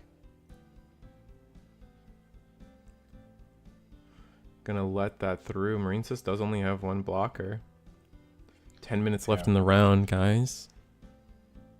Alright, so did I ever tell you how I started my channel out for Digimon? I don't know if I've ever told you this. Go ahead. You haven't. Back in my early days for my videos, to help engage viewers on my videos, if you commented in answer to whatever my question is in the video, you got entered into a raffle for a free booster pack. Oh, so that's so cool. Every single video, I would be giving away a booster pack. Oh, that's pretty cool. I like that. You invest like $80 of a Digimon box into getting people to comment and subscribe.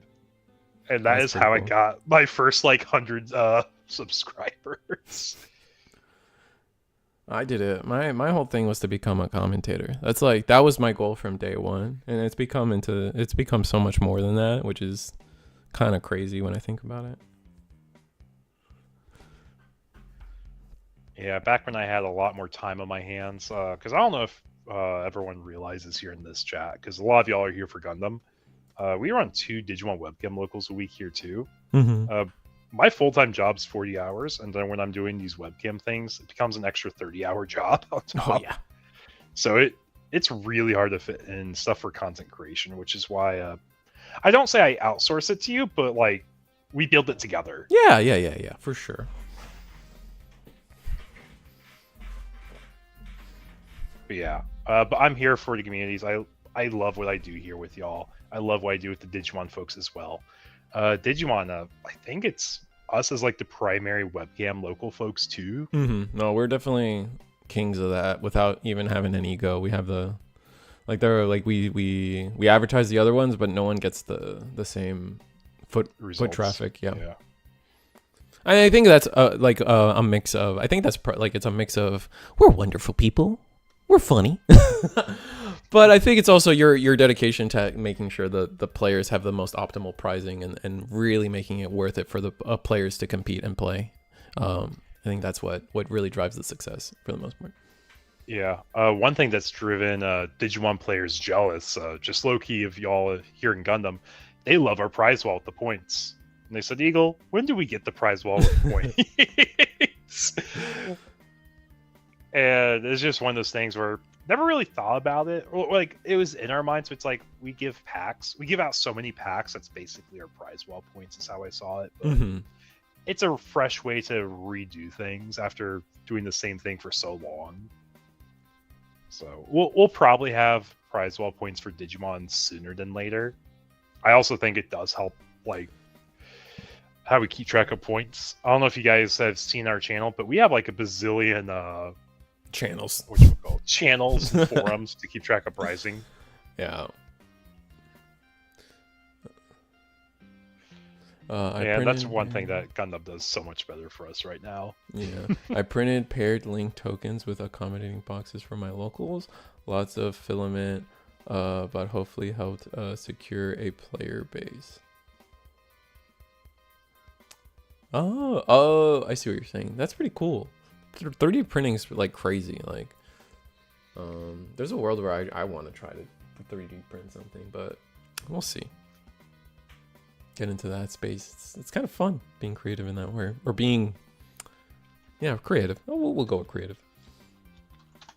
That BT22 win a case tournament was so tempting. Ultimately chose my LGS release event the same. Yeah, Kyle, 100%. Like, that is something we were talking about at the time a few weeks back, was the release of BT22 coincided with so much. We had the Gundam release, Cookie Run, Gen Con.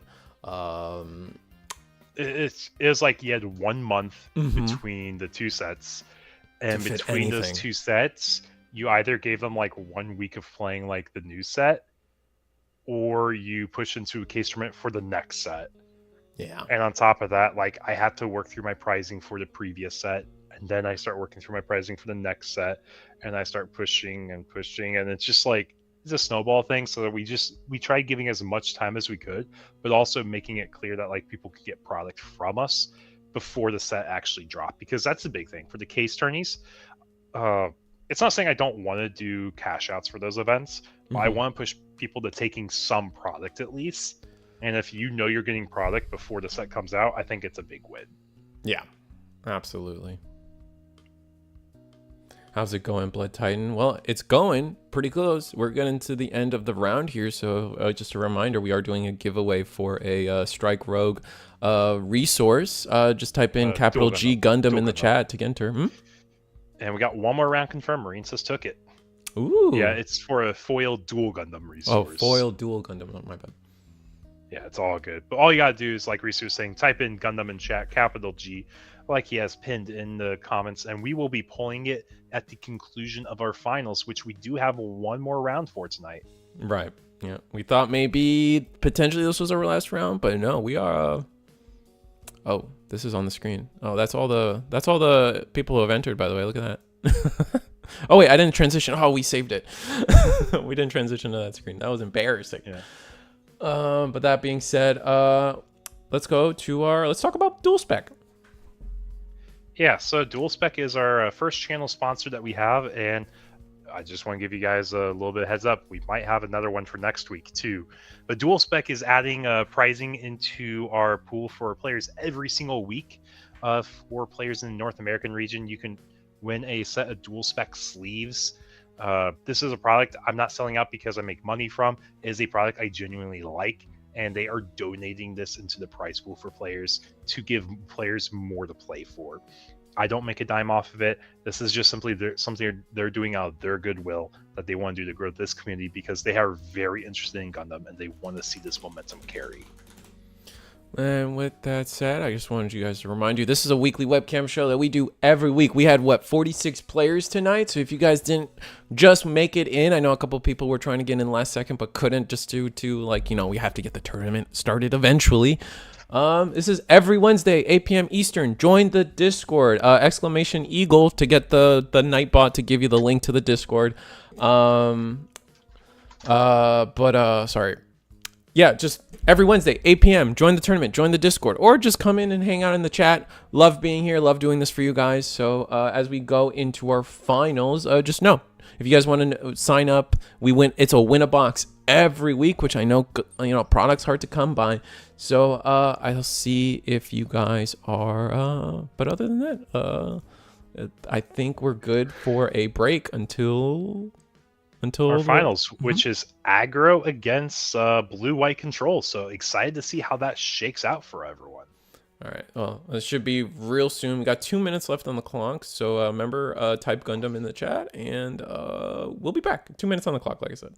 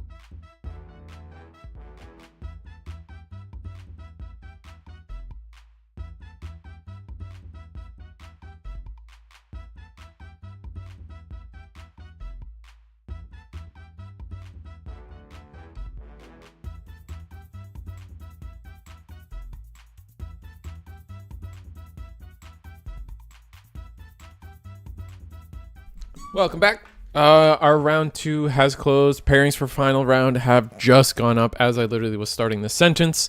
Yeah, no, we got our finals coming up. We have the Rush deck, Xeon. red, Xeon Rush. Yeah, Xeon aggro against blue-white control. So this is going to be exciting to see, guys. We haven't seen aggro make it to the finals since like some pre-spoiler format stuff. Yeah, It's like when we're like beta demos and all that. But while players are shuffling up, they are counting up to make sure they do have the 50 cards in their decks.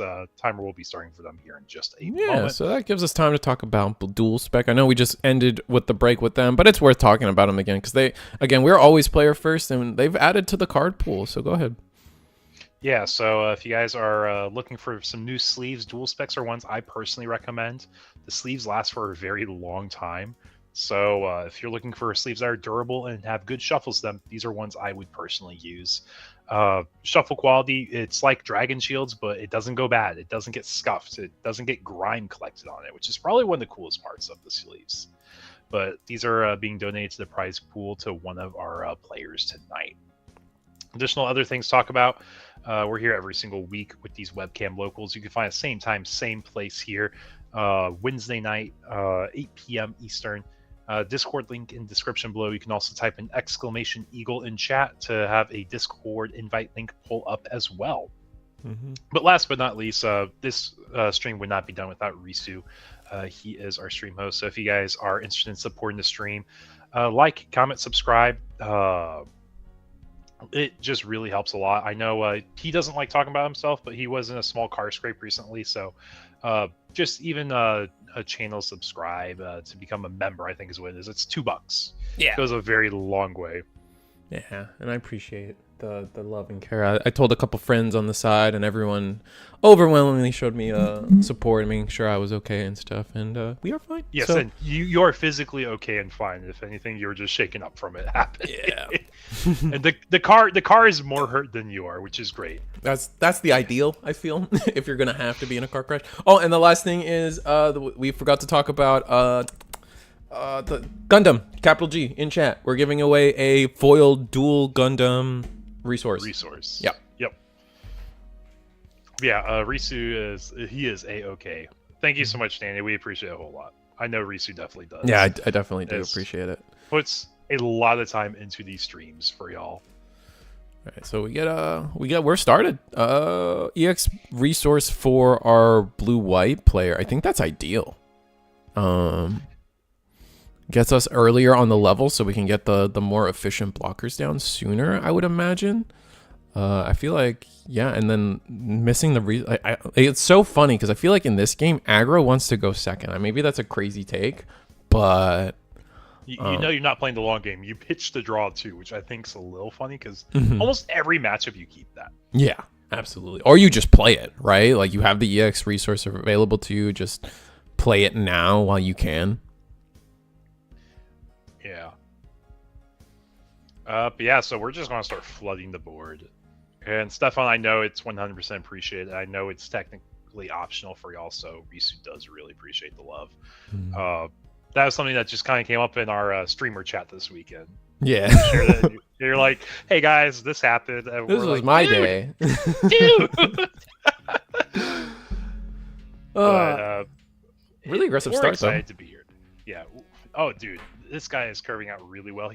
He went first, and this is about as good as you can get for going first without having red units for support. And we're punching. We get an AL out. We're punching with Dop. Dop gets a swing in, and we find a freedom. You're not getting the freedom anyway. Oh, so that's man, this might just be over if we don't get blockers down. Oh, a Charzaku too? Do we get the pilot? Oh, my God. Oh, we got the Char with it. We're pushing. So now we're punished if we trade into that because we get the pilot in trash. Okay, shield. Okay, base and shield does help a lot, but like we get the pilot in trash and we make a token off of this. So aggro might be able to make the way through, and I imagine we lost the die roll too. Because like we went first. Like ideally you're going second to play Zaku 2 turn 1. Yeah, absolutely. I think so. And so now we're gonna get to see. I mean, did we draw any of our blockers? Might have not drawn any of our blockers. We are level 4 at least. We gotta trade something. Probably gonna trade Lifrith. Double Lifrith is like your best case scenario here.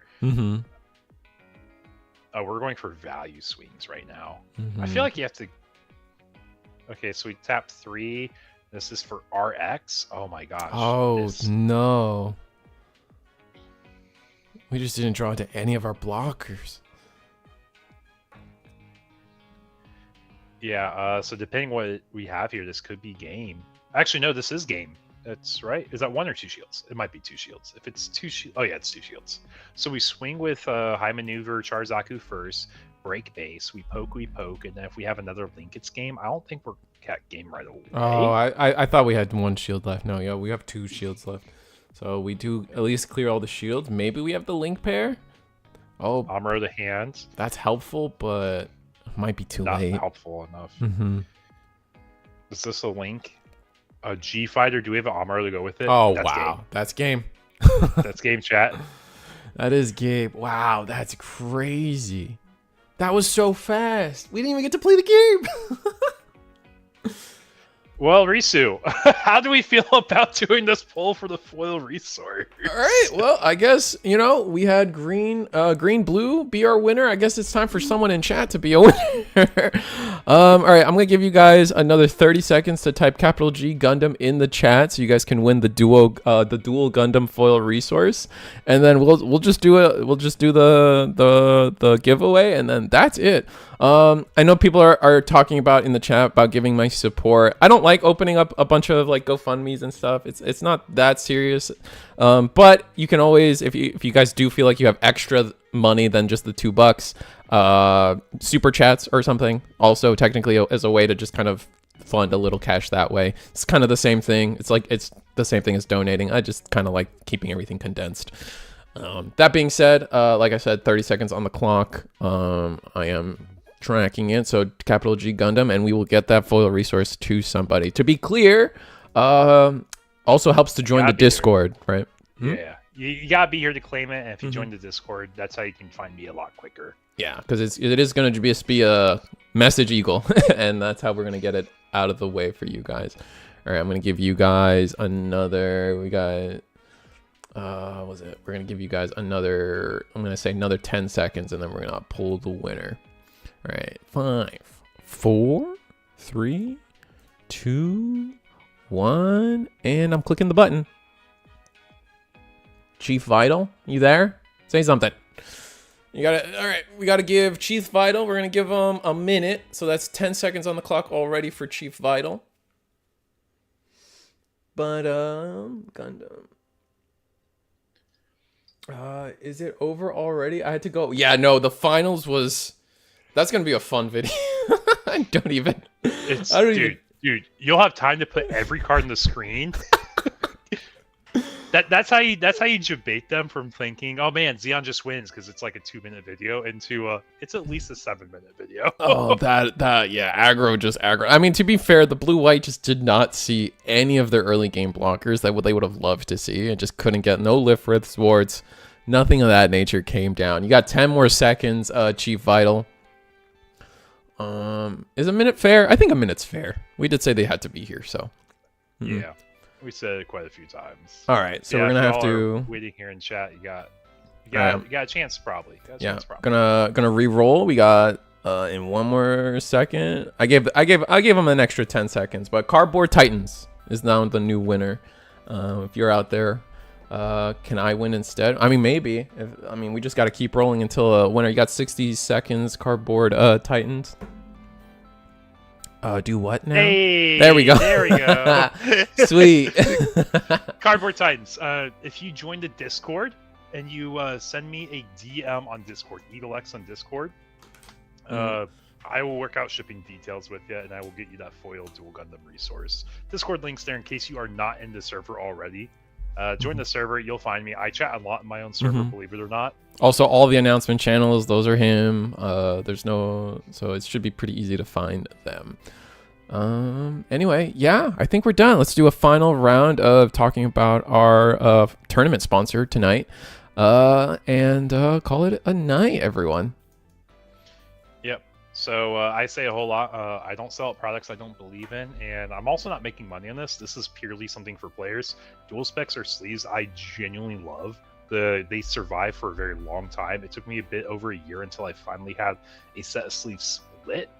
And on top of that, their shuffles stay clean for a very long time. So if you riffle shuffle like I do, these sleeves do not give up. They go through quite a bit of wear before they get to a tear.